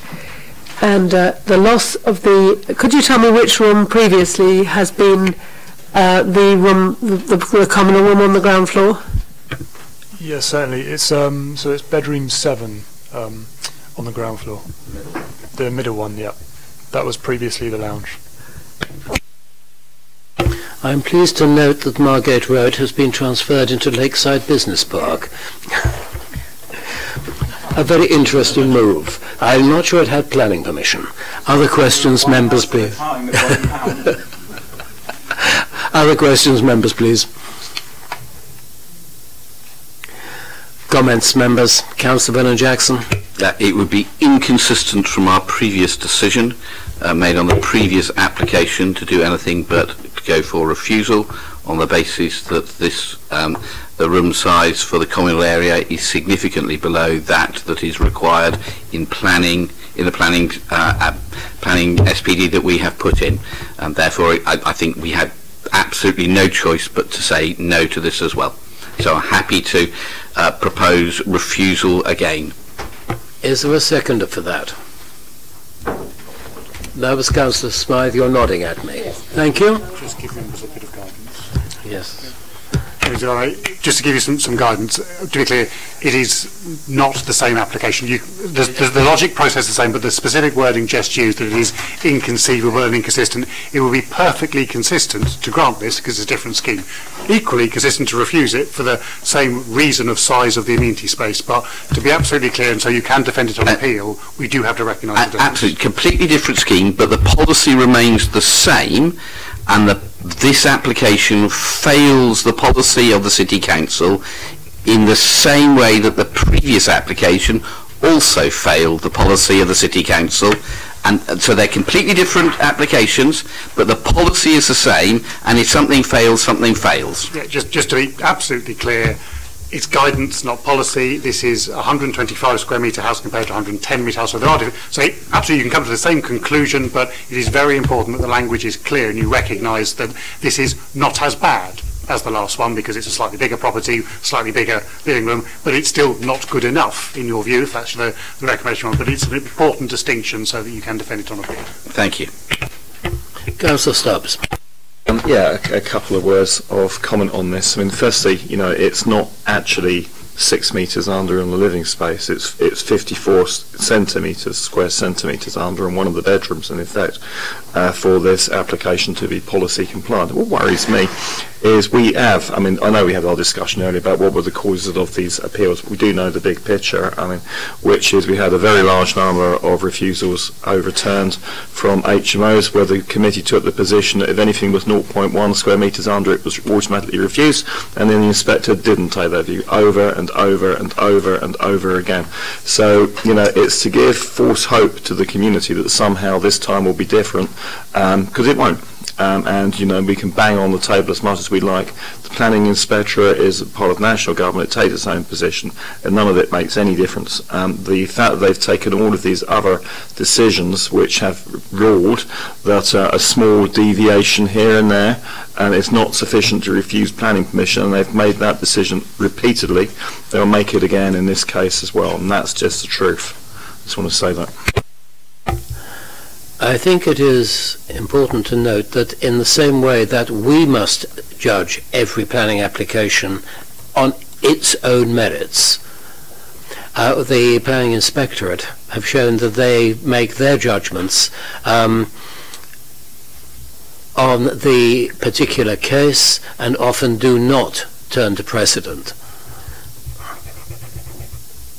Other comments from members, please. Councillor Jonas, then Councillor Pitt. I'd just like to thank Councillor Wood for his explanation on the figures. My education at school was nowhere near as high as his, but he's quite right. I've sat on this committee on and off now for 10, 12 years, and I've watched small houses become super HMOs by the gradual increment of a bedroom here, and then they put a loft extension in, and so I do agree with him, and I think, I don't know how we can stop this. I don't know if it's in the SP, but all I know, again, these measurements are not what we'd like, so I will be voting accordingly. Councillor Pitt, then Councillor Jones. Thank you, Chair. I think an additional reason for turning this application down is the fact that regardless of what a different bit of the council have done, we hear over and over again that what private sector housing do is private sector housing's business, and it cannot materially impact on our decisions as a planning committee.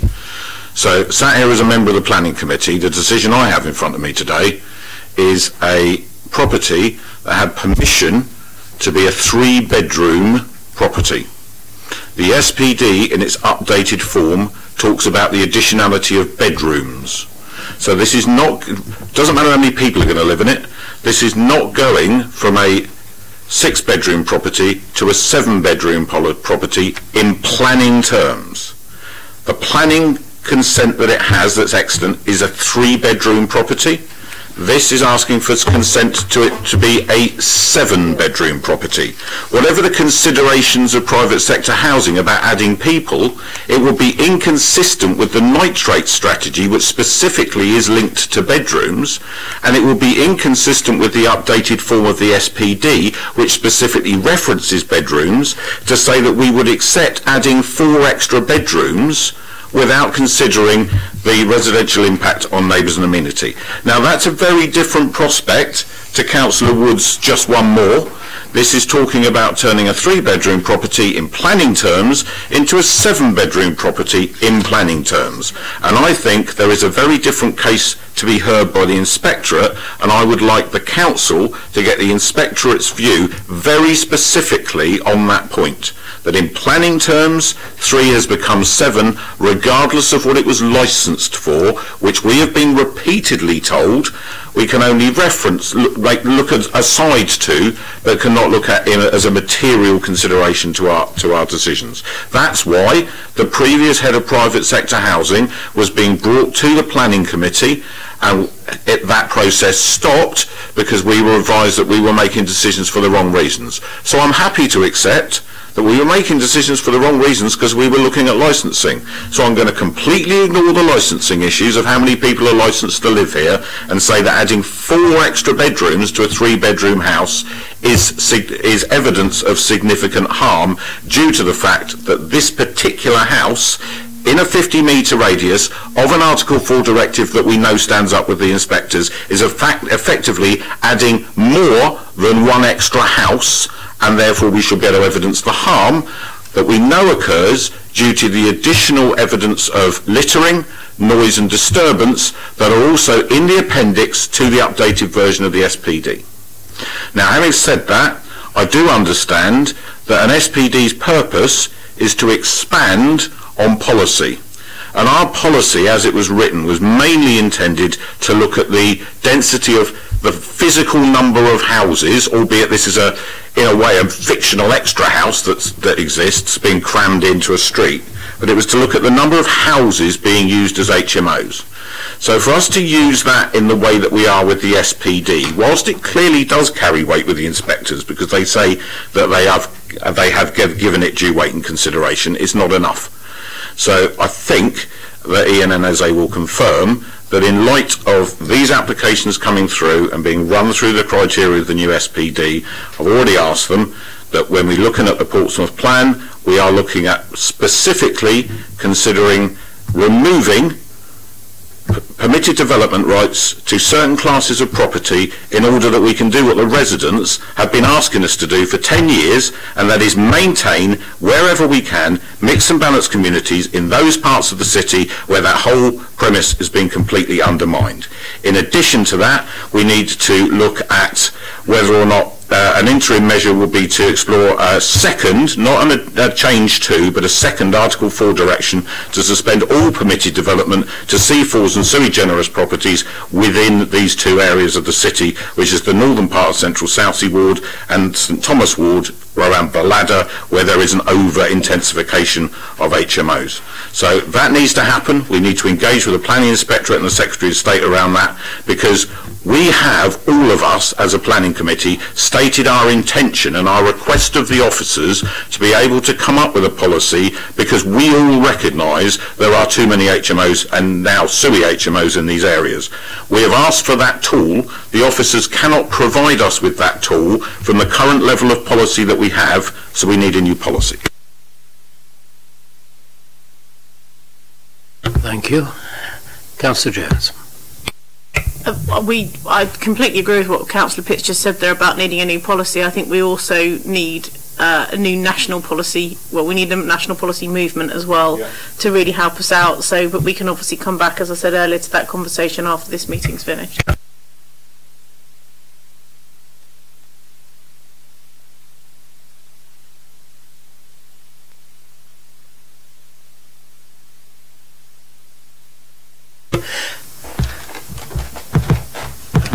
I will ignore those comments. Any further comments from members? Right. It has been proposed by Councillor Gerald Van Jackson, seconded by Councillor Smythe, that the application be rejected on the grounds for rejection being that the space standards do not meet our requirements, and also that this is viewed as being in reality an increase from a 3-bedroomed property to a 7-bedroomed property.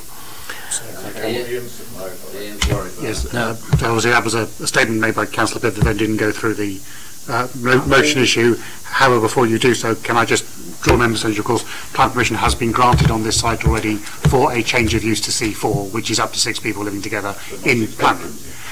So it is still 6 people living together, capable in both C3 and C4. It may be in 3 bedrooms, but in terms of the occupancy, how people lose their space, if someone's going to sleep on the sofa, that's their lookout. So to create a planning reason around that. The space standards, it's legible. You can see exactly where you're coming from. You're giving weight to your SPD, but to suggest that there is a material planning implication from 3 bedrooms to 7 bedrooms versus 6 people to 7 people, which is actually what the application is seeking, I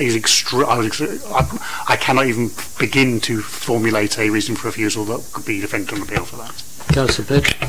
Okay, and you know I completely know that you know planning law like the back of your hand, but if that's the case, why are we specifically referencing additional bedrooms, and why are we using the additional bedrooms for how are we dealing with other issues around having additional bedrooms if we accept that we can say, well, 10 people would sleep on the floor? Because it's about evidence in the bedrooms, and I did specifically reference nitrates being part of that, but also the fact that we have clear evidence in this case that there are 4 bedrooms here that did not exist under its previous planning permission. So obviously the alterations to the property are all lawful as well, so we can't control that. What we're looking at is the externalities of harm, i.e. how a number of occupants would affect the area, and the internalities of quality. So yes, if 10 people were sleeping on the floor, that obviously wouldn't meet space standards, because those people they'd be tripping over each other and so on and so forth. Where there's enough space internally to manage them, it will be acceptable. Now obviously that's the separate issue of space standards, which certainly the motion has, I haven't had a vote yet, the motion has said is unacceptable, but we control the occupancy.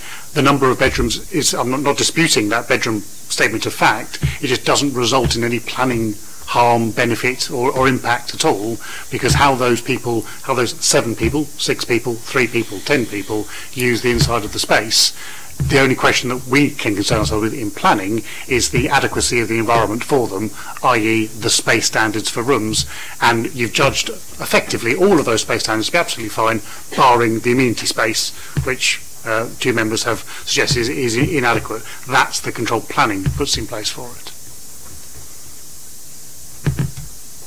Councillor Smythe? I mean, that's why the difference between 6 people and 7 people is so crucial, because it's about the number of bedrooms and the amount of space. And as soon as we go down to 6 people, we have an area, an additional area for communal space, which puts it back over our standards. And I think that's what we ought to be aiming for.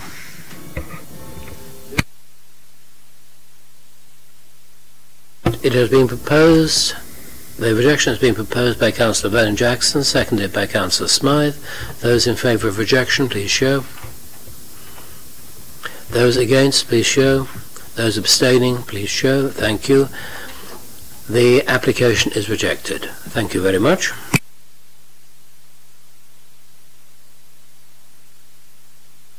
Chair, could we have a 2-minute or 5-minute loo, tea or cigarette break? Let's be clear, because last time there was a big argument about how many. There was a huge argument. That's right. See, I'm deeply flexible about whether you go for deeply flexible. Cigarettes, tea or smoke. Give them 6, they'll be back in 7.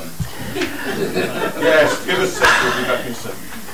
I will give you 6 minutes, which means that I expect people to be back here by 7 minutes before 3. 7 minutes before 3.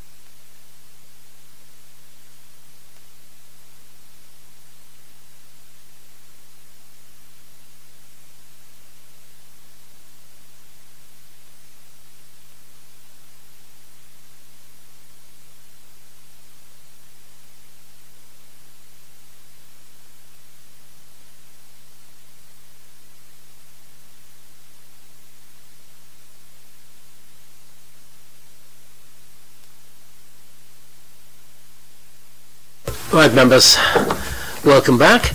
We now turn to 21 Clarendon Road, Southsea. May I have Mr. Hodgkins and Mr. Froggatt to the table, please.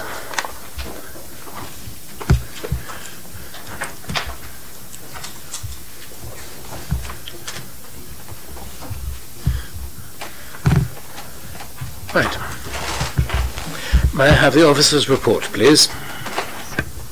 Thank you, Chair. Good afternoon, members. This application relates to a 4-storey semi-detached property located on the north side of Clarendon Road within the Owen Southsea Conservation Area. The surrounding area is mixed with a combination of commercial and residential properties. The adjoining property to the west of the site, 19 Clarendon Road, is occupied by a dental practice with 2 flats to the rear. 23 Clarendon Road to the east of the site is occupied by a ground floor flat with a dental practice above. However, to the north and south of the site is predominantly residential. The dwelling is set back from the road with a garden and shared driveway leading to the rear of the property.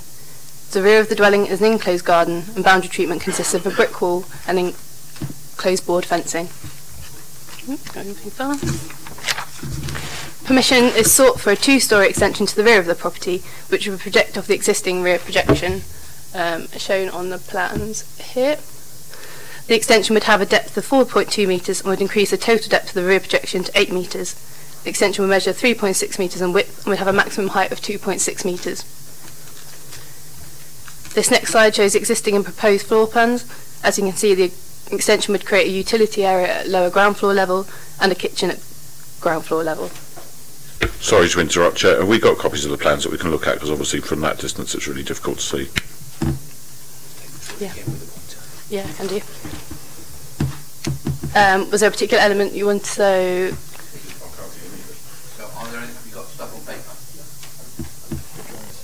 I've got the drawings in the file. I can pass those round if... It's just that we had agreed that at all long-standing that we'd always get a copy of any floor plan. We could move forward a bit. It's fine, but we'll get up and have, we might need to get up and have a look at it in a minute. Don't worry. They're coming round.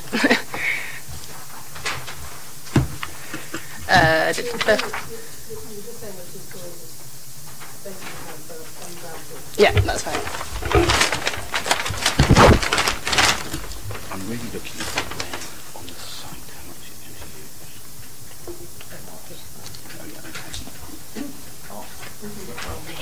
It's going to go on top of that. Okay. Members, do you wish to have a short period to look at those? We can multitask. We're multitasking, okay. Happy for me to carry on? Okay, so there are no site-specific land use policies that discourage the principle of residential extensions in this area. Therefore, policy PCS 23, Portsmouth Plan, relating to design amenity is the most relevant in this case. The extension would result in a relatively large rear projection overall. However, it is not considered excessive in the context of the plot size. The garden remaining would measure 16 metres in depth when measured from the main rear elevation. The extension would incorporate features that take reference from the existing property in terms of materials and brick details. The design of the proposed extension is considered appropriate and acceptable in the context of both the recipient property and the wider Owen Southsea Conservation Area. With regards to any impact on neighbour amenity, the proposed extension would be situated approximately 7.5 metres from the neighbouring properties to the west, 19 Clarendon Road. As mentioned previously before,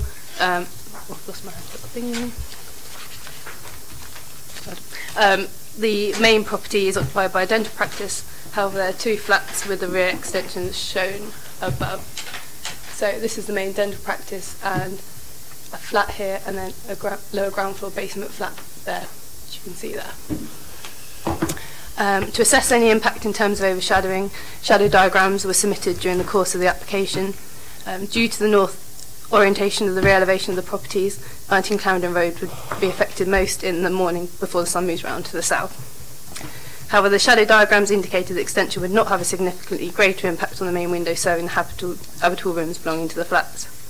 The main windows which would be affected are the high-level windows shown here and the windows serving the flat below.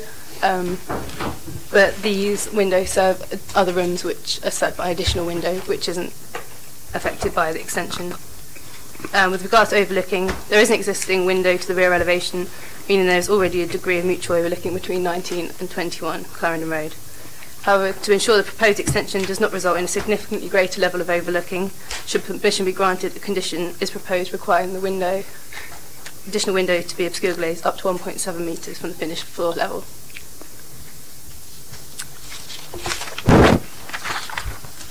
This photo was taken from the rear window of 19 Clarendon Road, which serves a treatment room belonging to the dental practice. To the east of site is 23 Clarendon Road, which is occupied by a lower ground floor flat with a dental practice above. The shadow diagram indicated that the proposed extension would result in some overshadowing to the area of land situated behind the property.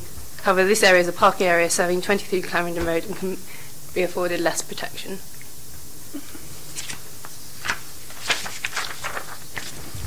With regards to neighbouring properties to the north of the site, there would be a minimum separation distance of 20 metres between the rear elevation of the proposed extension and the rear elevation of the neighbouring properties along Stanley Street.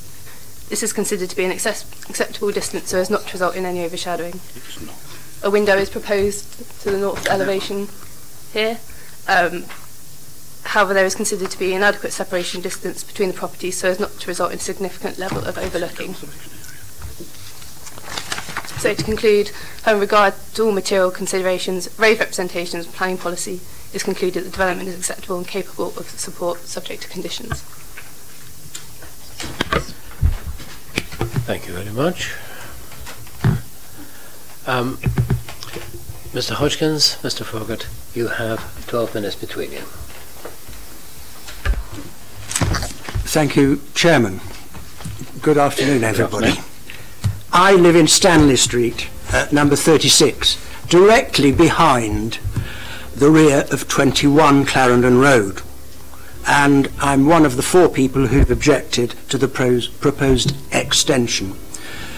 I would like to emphasise to the committee the main area of concern that I have, which is the intrusive impact it will have on my property. The report to the Planning Committee, published on the 30th of December, following a site visit, refers to a single window, and we're looking at it now. A single window on the north elevation.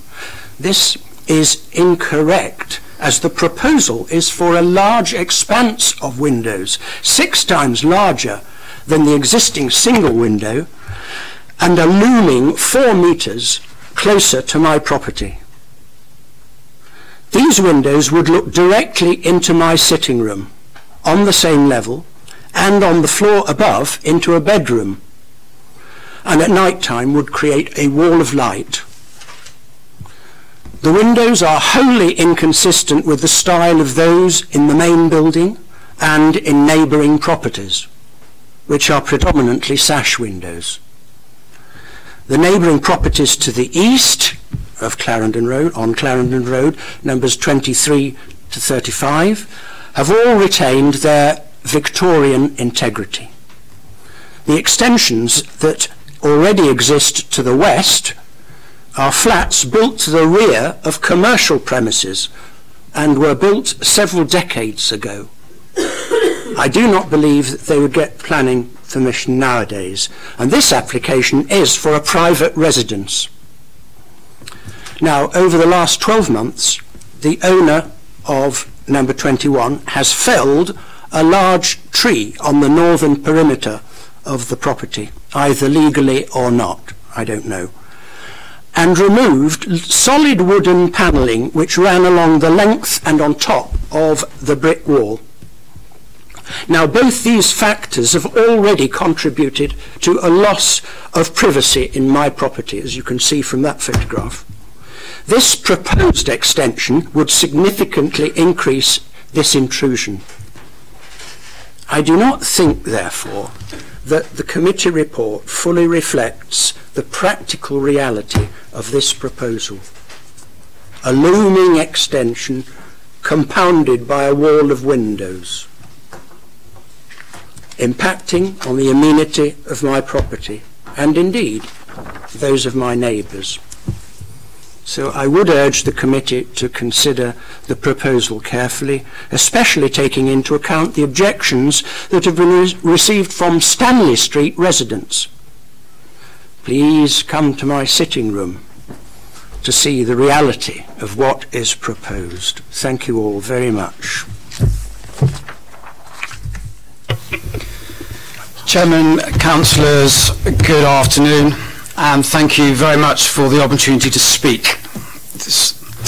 As a resident who has made a representation, I would like to set the context as to why I feel so strongly against this proposal. My family and I have lived very happily at 40 Stanley Street for nearly 23 years. Collectively with my neighbours at 36 and 38, we total just over 80 years of facing towards the rear of 21 Clarendon Road. We're all proud to have lived and be living in this conservation area and Portsmouth's best kept secret. In your committee report dated 30th December, you have generated several facts and made assumptions that are not wholly based on the ground reality, but rather to support the conditional decision I expect you may have already reached as a committee, that the proposal be approved. At your site visit last month and in the subsequent summary report, it is not clear why you did not engage with those residents in Stanley Street who raised not unreasonable objections, on whom the proposal will have the most impact, but you claim to have done so. So let me move through my three main concerns. Firstly, the size of the proposal does not in any way whatsoever preserve or enhance the character and appearance of Owen's Southsea Conservation Area. I believe it is in direct contravention to Section 72 of the Planning Act 1980, that special attention, as set out in the Act, has not been paid. Additionally, you have not made clear what the merits of the site are. The proposal does not enhance the character or appearance of the area, as it cannot be seen from Clarendon Road or anywhere else unless you are a resident on the south side of Stanley Street. It does not respect local context, heritage and street pattern. In particular, the scale and proportion of the proposal is out of scale to surrounding buildings. Please consider the remaining properties in Clarendon Road to the southeast of number 21, where there are no extensions, as has already been mentioned. How can Owen Star Conservation be retained and encouraged by an out of proportion two-storey add-on to a property? There were good reasons the Victorians left the distances they did between adjacent roads and properties, encouraging a village suburb with lined trees in front of courtyard gardens at the rear. The Victorians also scaled main windows in proportion to a classical ratio, not so with the proposal window on the north elevation of this extension. You yourself in the report acknowledge that it would be larger, but somehow still consider it compatible to location and scale of the extension. I am puzzled. Secondly, your report on the overshadow study considers the impact on the basement flat at number 23 Clarendon Road only, as previously briefed, and on which it would appear you have based your decision or may base your decision. You have conveniently ignored in totality all properties to the northeast, that is numbers 34 to 44 Stanley Street. Number 23 basement flat does not have a garden, and I have never seen its residents sitting in the car park that is to the rear. The overshadow diagrams clearly illustrate, and I mean clearly illustrate, how the gardens at 36 to 44 Stanley Street will see considerable loss of light between midday and late afternoon between 1700 and 1800, particularly during the summer months, casting our gardens into complete shade much like a solar eclipse. How very disappointing for us as residents who enjoy our southwest facing aspect and the benefit this brings for our gardens and outside living. Indeed, this loss of light will last longer than a solar eclipse, creating a very much increased sense of enclosure. And thirdly, in the past 12 months, largely over last summer, internal building works were undertaken at number 21. As the work progressed and was completed, the waste building wood materials were disposed of by the creation of garden bonfires, an action and behaviour that I find irresponsible, selfish, both to the neighbourhood and to the environment. In addition, as previously mentioned, a tree of significant size and stature was in the same period over the course of 2 to 3 days felled and the stump ground out. Again, this tree was disposed of via several bonfires that generated solid particulates with considerable acrid, thick and choking smoke, requiring me to close all house windows, recover washing from the line, and then unable to use my garden while the bonfires burned. Many of these bonfires smouldered throughout the night, and this was on some of the hottest days of last summer. Consequently, I have very, very deep reservations that the applicant has any real and genuine intent to use 21 Cloudham Road for long-term residential private purposes. Why do I say that? Because the proposed northwest elevation is symmetrical. Could you please go back to the rear elevations with two separate lower ground floor doors and each with an upstairs and downstairs window. Additionally, there is no door between the rooms on the lower ground floor. This looks suspiciously like two self-contained buildings, one house now, but on completion, who knows. In summary then, this proposal, as currently proposed, would impact significantly on the residential amenity of surrounding properties, in particular the residents of 34 to 44 Stanley Street.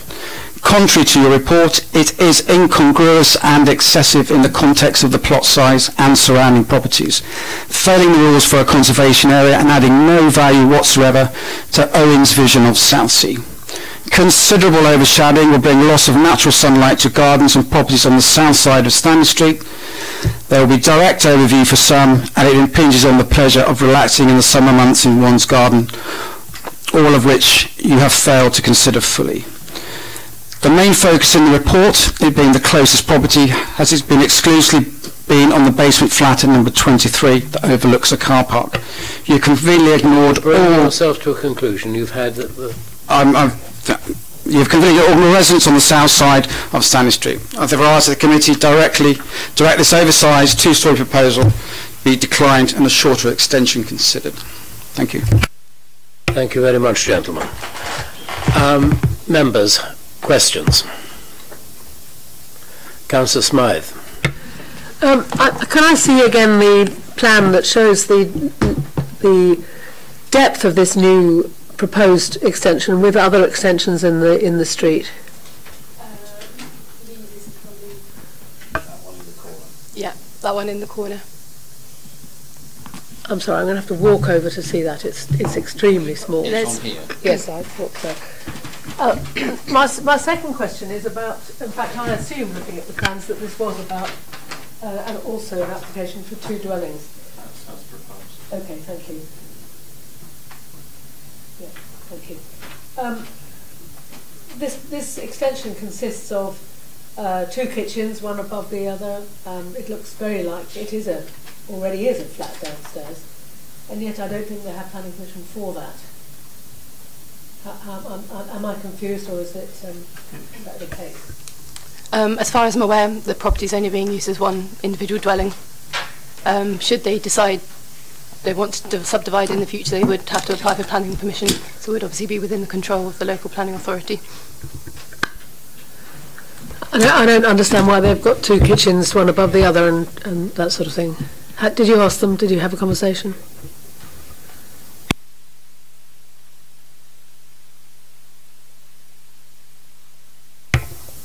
Councillor Pitt.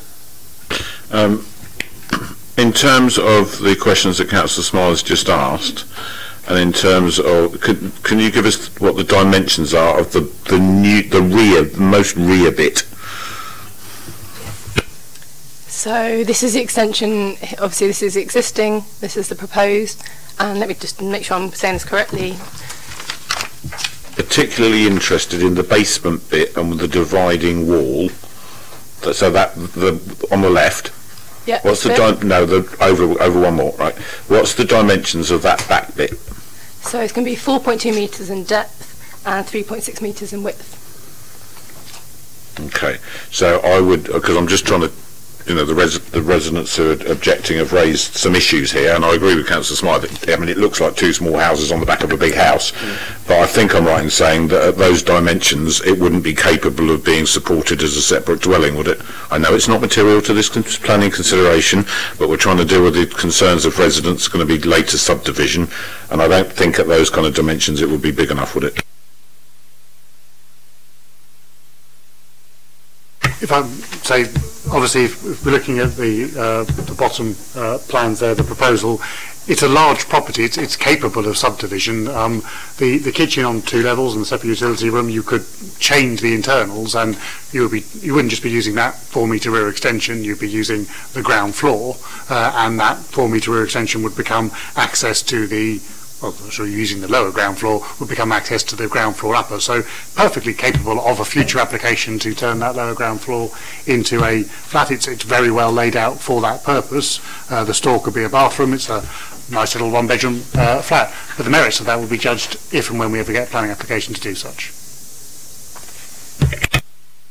Just to interrupt, having spoken to applicants, obviously this is just their word, but they don't have any intention to subdivide it into flats at this stage.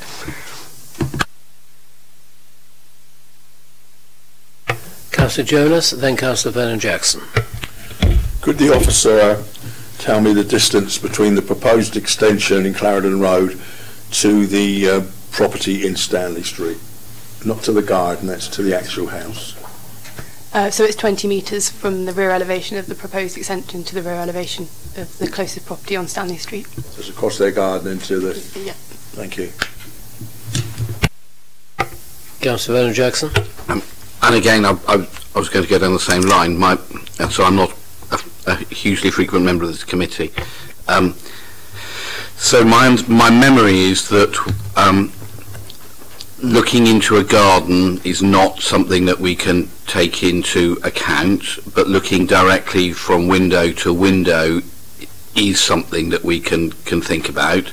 But there is a distance that is probably not a hard and fast one, but a distance that is considered acceptable or not acceptable. What sort of distance are we talking about?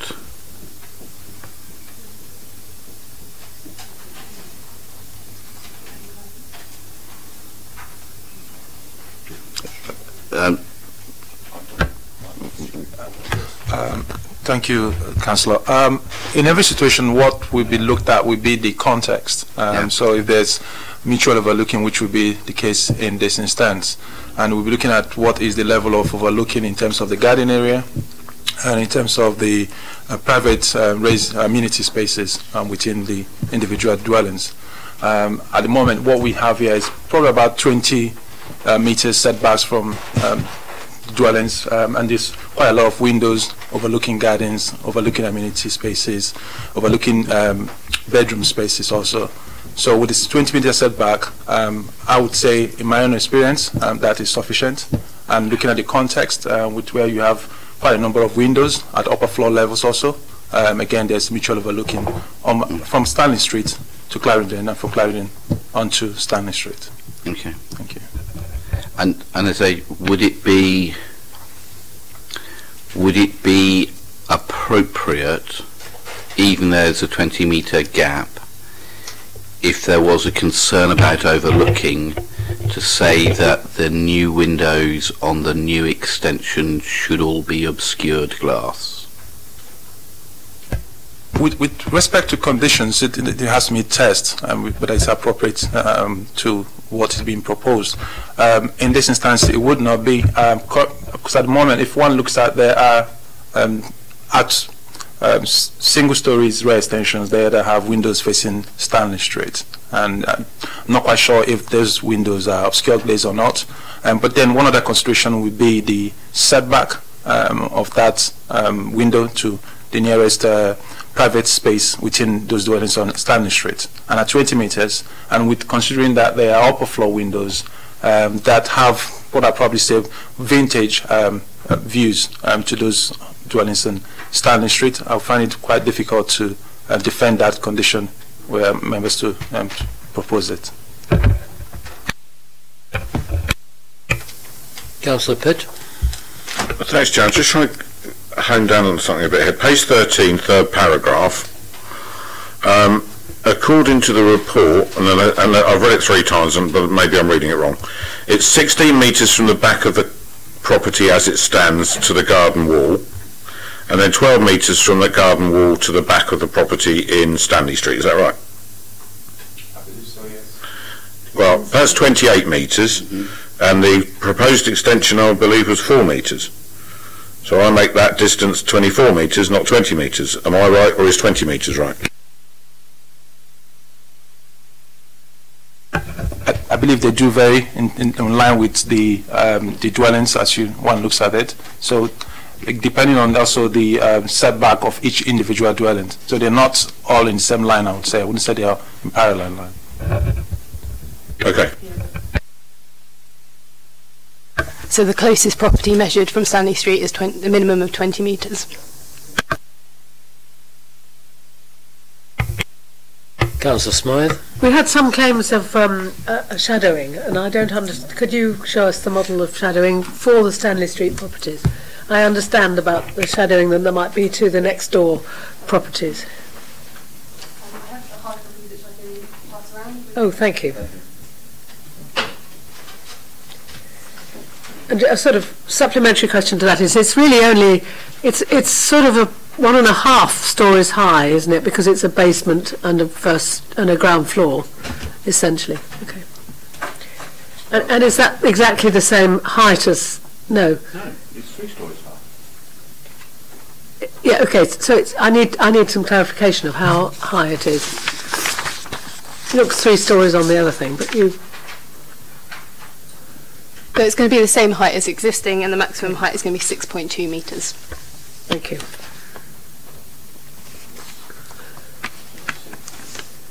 Whilst members are thinking, a question from the chair concerning the fenestration at the rear. The size of that is quite large. How wide is that big picture window? Is it fixed window, or is it an opening window? Because I think the questions of design really do hinge on questions of how that window works. You want the file back?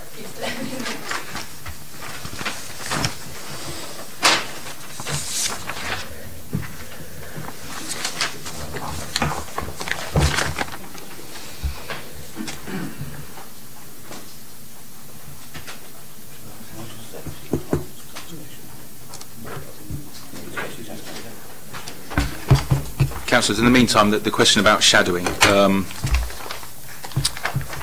just get this right way around. Here's the property in question. So we're looking at its east elevation. Yeah. There. Could you go back one, please? So this is the south elevation facing Clarendon Road, and Stanley Street residences to the right-hand side, the north. So that the sun shines in the morning from where I'm pointing this pointer onto the east side. So the shadow cast by this property affects the next door property, which we've discussed in detail in the report. Cast no shadow to the north on Stanley Street. So obviously it's at midday. That's where the shadow is cast. But obviously look at the scale, even after the extension is built. Look at the scale of the property. So when the sun is coming from somewhere up here at midday, shining this way, it's the existing property that casts the shadow north to gardens and properties on Stanley Street, and I'm looking at the diagrams as well, rather than the new extension. So looking at the diagrams I can see, there's very little difference resulting to shadowing, to answer that specific question about properties to Stanley Street gardens and properties from the smaller rear extension compared to the body of the dwelling. I've got the diagram in front of me, and I probably need to have a little more explanation. If I can see that I'm looking at 12 o'clock, that one, the top of the that top page. If the extension were shorter or wasn't there in this, first of all, is that doesn't show that only shows the existing, doesn't it? We've got existing and proposed. Yep. We've got existing and proposed, and for both we've got in the middle of summer and the middle of winter. In the middle of summer, the sun is so high that the shadow from any part of the proposed property does not reach beyond the property's garden. So what I was talking about a moment ago is the middle of winter, when the sun's at its lowest point, but because it struggles to get over the property at all, it's at such a low angle that it shines. It doesn't shine at midday over the extension. It's blocked already by the main body of the dwelling. So that's why I say there's little or no material difference to the properties to the north. There's a little strip, but it's not very significant. I agree. That's what I mean. Councillor Vernon Jackson. In terms of the height of the extension, I can see it's just an extension of the extension following the same line, but the plans in your file have rooms in the basement, rooms on the, I suppose, the first floor, and then a void above where the pitched roof is. So it's effectively 3 stories tall. And how tall is a 3-story building in their plan?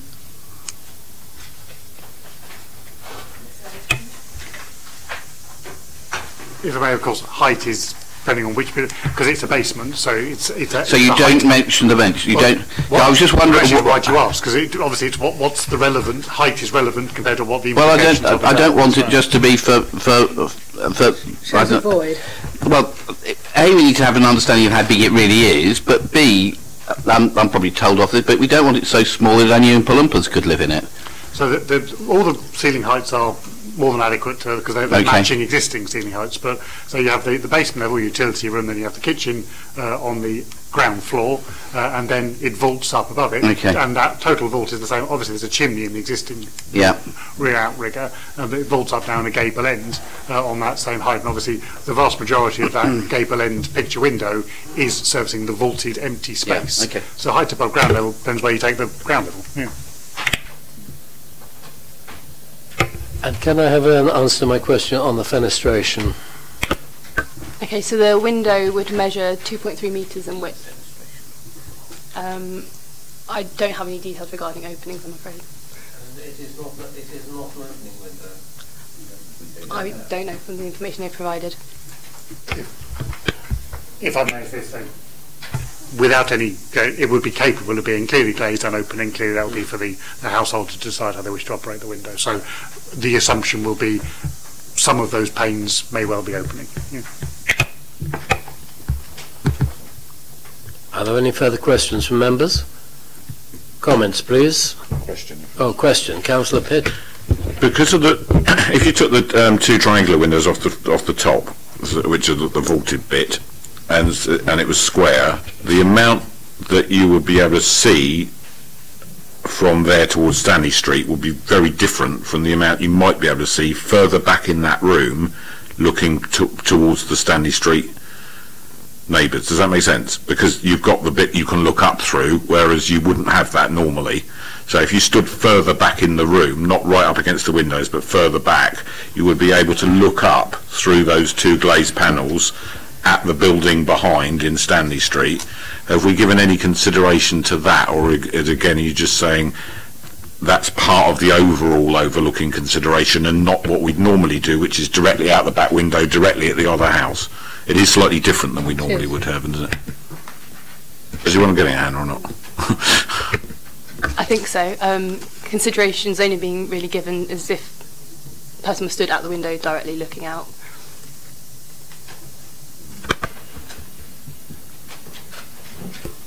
But just to remind you, the distance is 20 metres between the properties. Councillor Jonas.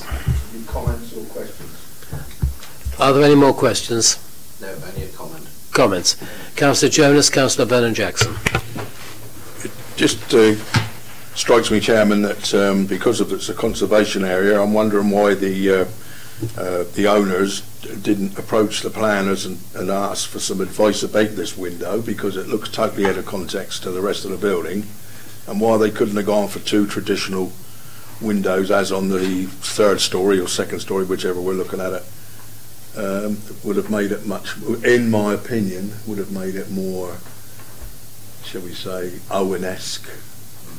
Only this looks like the end of a church. Just my opinion. Comment. Comment. Councillor Vernon Jackson.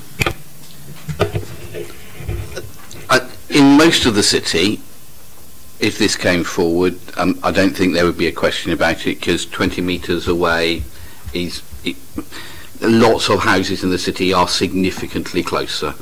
But this is in a conservation area, and that means our duty is different, as I understand it. And the test in terms of what the quality of the work needs to be is higher. As I understand it, we've got to make sure that we are preserving or enhancing the character and appearance of the area. Now, that's within the report. The question we have to answer is, does the proposal here enhance or conserve the character and appearance of the area? And my feeling, looking at the design, particularly of that large window, is that it doesn't. If they had come forward with something that was in keeping with an Owen design, you never know, you might have an argument. But in terms of this being a conservation area, and I'm sorry, I don't think it looks like a church. I think this looks like a fairly shoddy retail unit, and I don't think that's the quality that we should expect within an Owen conservation area. It's not what I would expect within conservation areas in my ward, in Wimborne Road, etc., because it doesn't enhance, it doesn't preserve the character.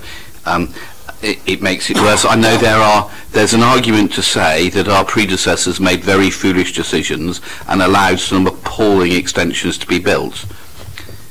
It doesn't follow that we should maintain the mistakes of our predecessors and continue to make decisions where extensions are horrible. So I'm sorry, I think this absolutely clearly fails the conservation area threshold of conserving and enhancing that area, and for that and that's PCS 23. That would be for me the reason to say no, but being realistic to say that if this wasn't in the conservation area, we would have no powers to say no, I don't think. So I'm happy to propose a refusal in terms of breaking the conservation area, which is, I think, PCS 23. Is there someone who will second that? Another question first. Okay. Could we condition some change to the fenestration at the back there? Because I take a similar line to Councillor Jackson, Vernon Jackson, that it really looks like an aberration in that situation. Could we have some more acceptable fenestration there? It might make a difference. It's always a tricky one, but yeah, certainly it's not uncommon to make also very legible and understandable. We can simply say, notwithstanding that shown on the approved plans, the rear-facing window of the extension shall be submitted for approval. We know exactly, it's obviously only serving one room, it's in one elevation, so yeah, it's something you could amend by condition should you wish. Yeah. Could think of appropriate wording, because I'm for that, because I would quite like to propose that we do think about that doing. Councillor Vernon Jackson. I have to say I'm bemused by that. My understanding with this committee is that we have to take the applications as they're presented, not try to redraw them. If the applicant wanted to come back with a thing and defenestrate this in a refenestrate, I think is what you're looking at. Okay, and at which point we're not going to mention Prague at all. But they dung heap for them to land on, if my history is correct. But we have to. My understanding is we have to decide applications as they are presented, not redraw them, particularly when the applicant isn't here, according to what we might think might make them better. To assist, it's not for the committee to redraw an application on the fly, but certainly matters can be reserved to condition where it's sensible to do so. If the entire extension, its height, the gable end, the window, the materials was all unacceptable, I'll be saying no, that's far too much to try and revisit, that's the whole application. But simply the design of one window in the scheme is the nature of a matter that could easily be reserved to planning condition.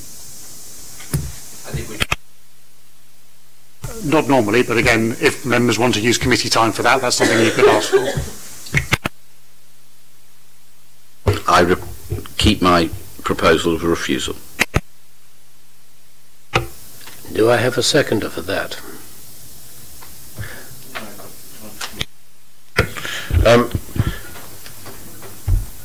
So what is the extent to which that could be changed by a condition then? There is no black and white answer to these issues. It's a matter of putting on the wording of the condition would be, notwithstanding that shown there, the rear-facing window, design of the rear-facing window shall be submitted for the prior written approval of the local planning authority. Consequently, the window would be redesigned. The gable end, the materials, but its size, its shape, the number of paint, its opening, its obscurity, all of those matters can easily be dealt with by planning condition. Yeah, but the issue is that this is recommended for conditional permission as it is now. Exactly. So if we wanted to, how can we indicate the extent to which we would expect it to be changed? So the standard advice provided is that you would put on that condition requiring that you want it to be changed, and then you would add an informative to the decision notice to explain what elements of the matter you would want amended. So it might be the size of the window, or it's the fact that you would like to see a sash casement or something of those nature. Yeah, or to more closely align with existing windows, just to give them guidance, would be a normal approach from a planning authority. Councillor Jonas, then Councillor Vernon-Jackson. Whilst I agree with what they're saying about putting conditions on, I'm afraid I'll have to, on this occasion, back Councillor Vernon-Jackson and refuse it and let them come back with a design that we can actually see, rather than say, you know, chance your luck, they might put up another one we don't like. Yeah. Clearly, if the council would have to approve the new window, so if you're satisfied that the extension, barring that casement, that window, is unacceptable, the advice officers would strongly give you is you're obliged to try and determine applications as swiftly as possible, not create unnecessary delay. So therefore, conditions should be imposed. We still wouldn't know what you Well, so you can ask it to come back to committee, but you know that's yes. Decisions are made by officers for minor matters. If you explain what it is you want from the window, officers will deliver that window on that point. You can take committee time to do it, but that's the fundamental purpose of the decision. Scores of planning applications are determined by officers every week. Designing one window is well within the scope of the competency of your officers. Councillor Vernon-Jackson, then Councillor Smythe. My concern about that is that this has come with that present design with a recommendation for approval by planning officers. Therefore, I would have a level of concern that any design for a window there, if we delegate it to officers, might well just get approved without us seeing it. And therefore, personally, I think the way forward is to refuse it, but at the absolute minimum, a deferral for them to come back with something better, mullioned, preferably, would be appropriate. So, but I would be very unhappy about just leaving this to go off on conditions. I think refusal is the safest thing. But if people want this to happen, which I don't at all, then making sure it comes back here to look at what the mullioning might look like, and built of, I don't know, presumably sandstone, would be a sensible way forward. But the absolute minimum, a deferral. Councillor Smythe.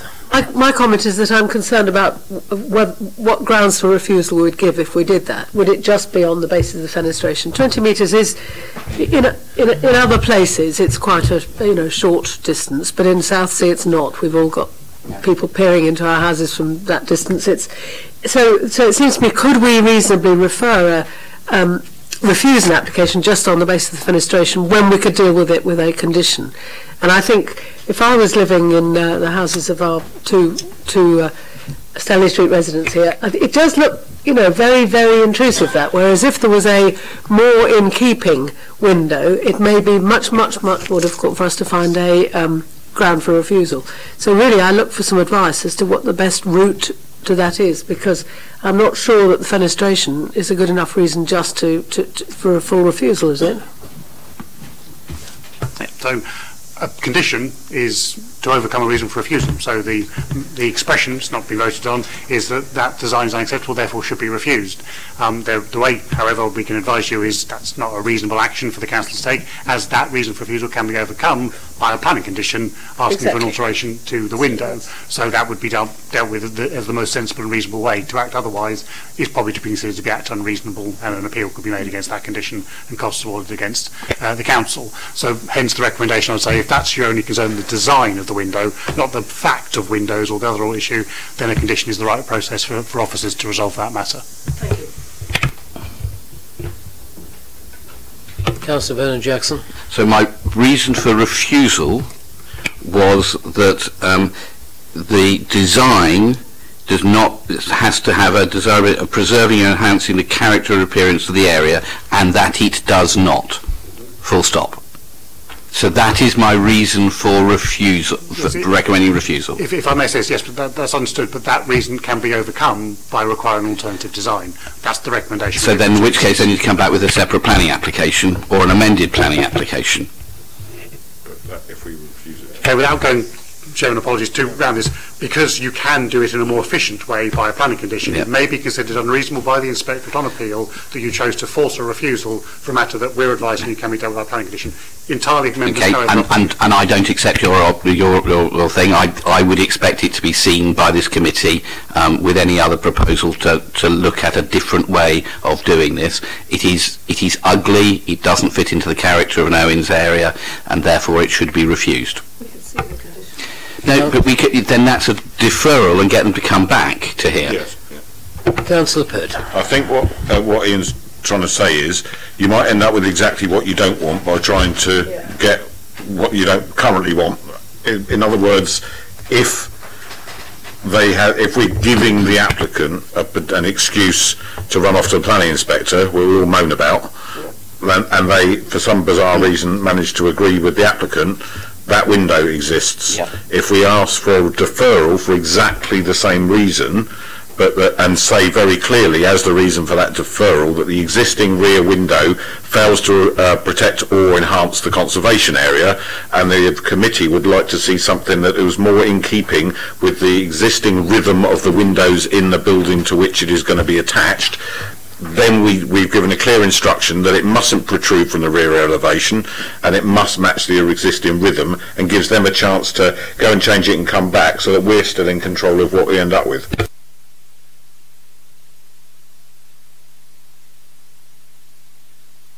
Oh, okay.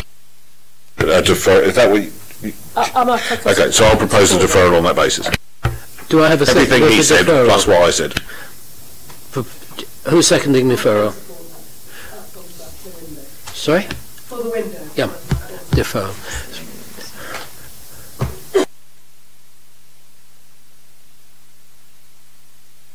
We have two proposals.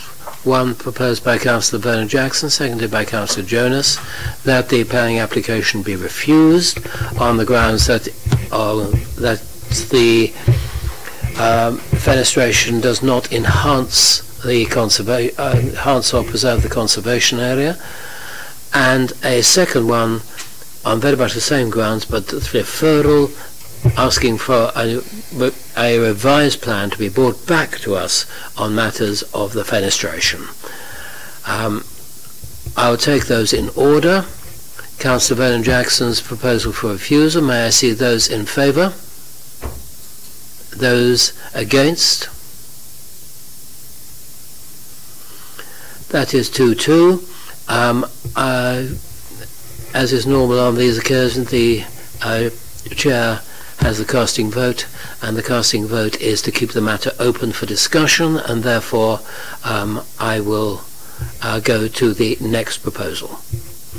The proposal we have from Councillor Pitt, seconded by Councillor Smythe, for deferral for improvement of the fenestration design.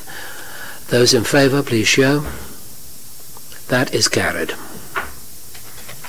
We have therefore decided to defer this with the requirement that it be brought back to us, and that the reason for deferral is that the fenestration is incongruous and out of proportion and style with the rest of the conservation area. Yeah? Preserve or enhance. Okay, right. The old words. Preserve or enhance the conservation area. Right. Thank you, gentlemen. And thank you the gentlemen who made their deputations. We now come to the last item on the agenda.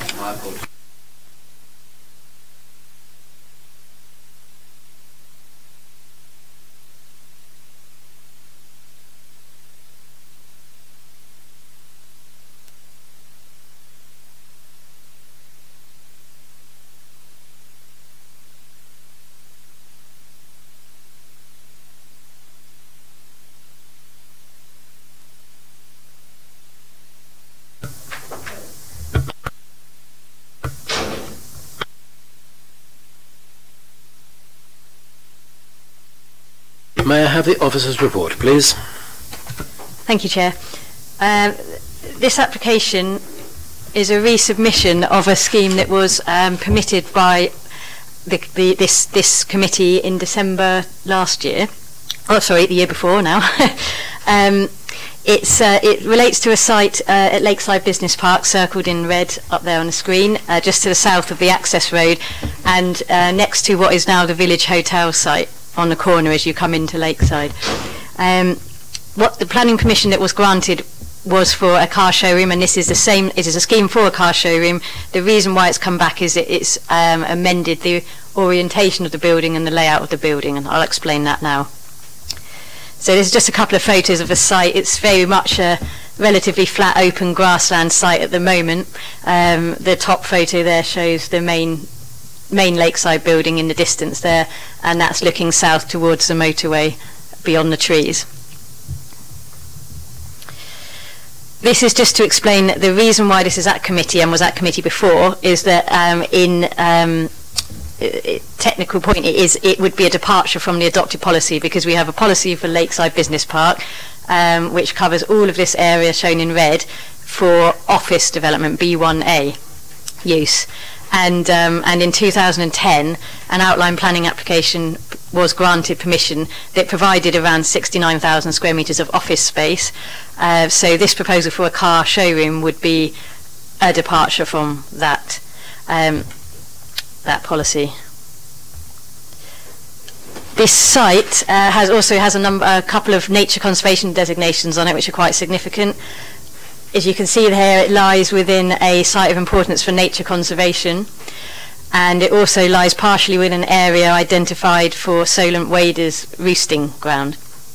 All of these matters were known about in the previous application, and after substantial discussions with ecologists, it was determined that with appropriate ecology mitigation, which I'll explain a bit later in this presentation, the scheme could be deemed acceptable. So this is a comparison of the proposed layout and what was permitted before. This was the previous permission for an L-shaped car showroom. They've simply flipped it round, so the main car display area will be to the south. It's also it's slightly smaller, and another key difference is that there's no roof level parking, which was previously proposed. In terms of the area surrounding it, there's a landscape buffer, which was a key part of the ecology mitigation, which is still, so that was before, and that's still going to be in place, so that hasn't changed. Access to it would be from the internal access road, and an extension to access road was granted under a separate reserved matters permission, so it doesn't actually form part of this application, but that just shows that there would be access to the showroom. This just shows you the internal layout, fairly standard in terms of the types of uses. And in terms of design, very similar again to what was permitted before, so it's a grey clad building, also quite similar to the other Porsche showroom nearby, and you've got the sort of the cladding element of the Village Hotel as well. And this is the other elevations. And then just to explain the ecology mitigation, what this would be secured by legal agreement is an area within the Lakeside site to mitigate the loss of the sink on this site would be provided, and then there'd be the buffer zone to be protected around the edge of the site, and then there would also be a payment towards the management and enhancement of the wider Solent waders breeding areas, and that's all the same as what was agreed in the previous application. So this essentially is a very similar scheme, but because it represents a departure from policy, it's back before you now. And I probably should explain that bit a bit more. In the previous application, they demonstrated that whilst this development would be built on an area that was shown to be offices in the previous outline scheme, they demonstrated through an amendment to that outline scheme that those offices could be relocated elsewhere, and that this scheme wouldn't prevent that 69,000 square metres coming forward. And that on that basis it was permitted before. Thank you.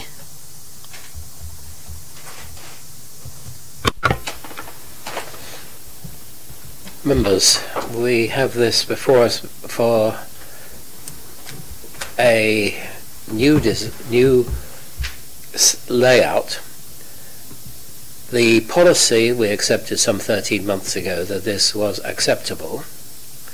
And so I think that the major concerns we have this afternoon are on whether the proposed layout of the site and the inversion of the building is acceptable in planning terms. Questions, please.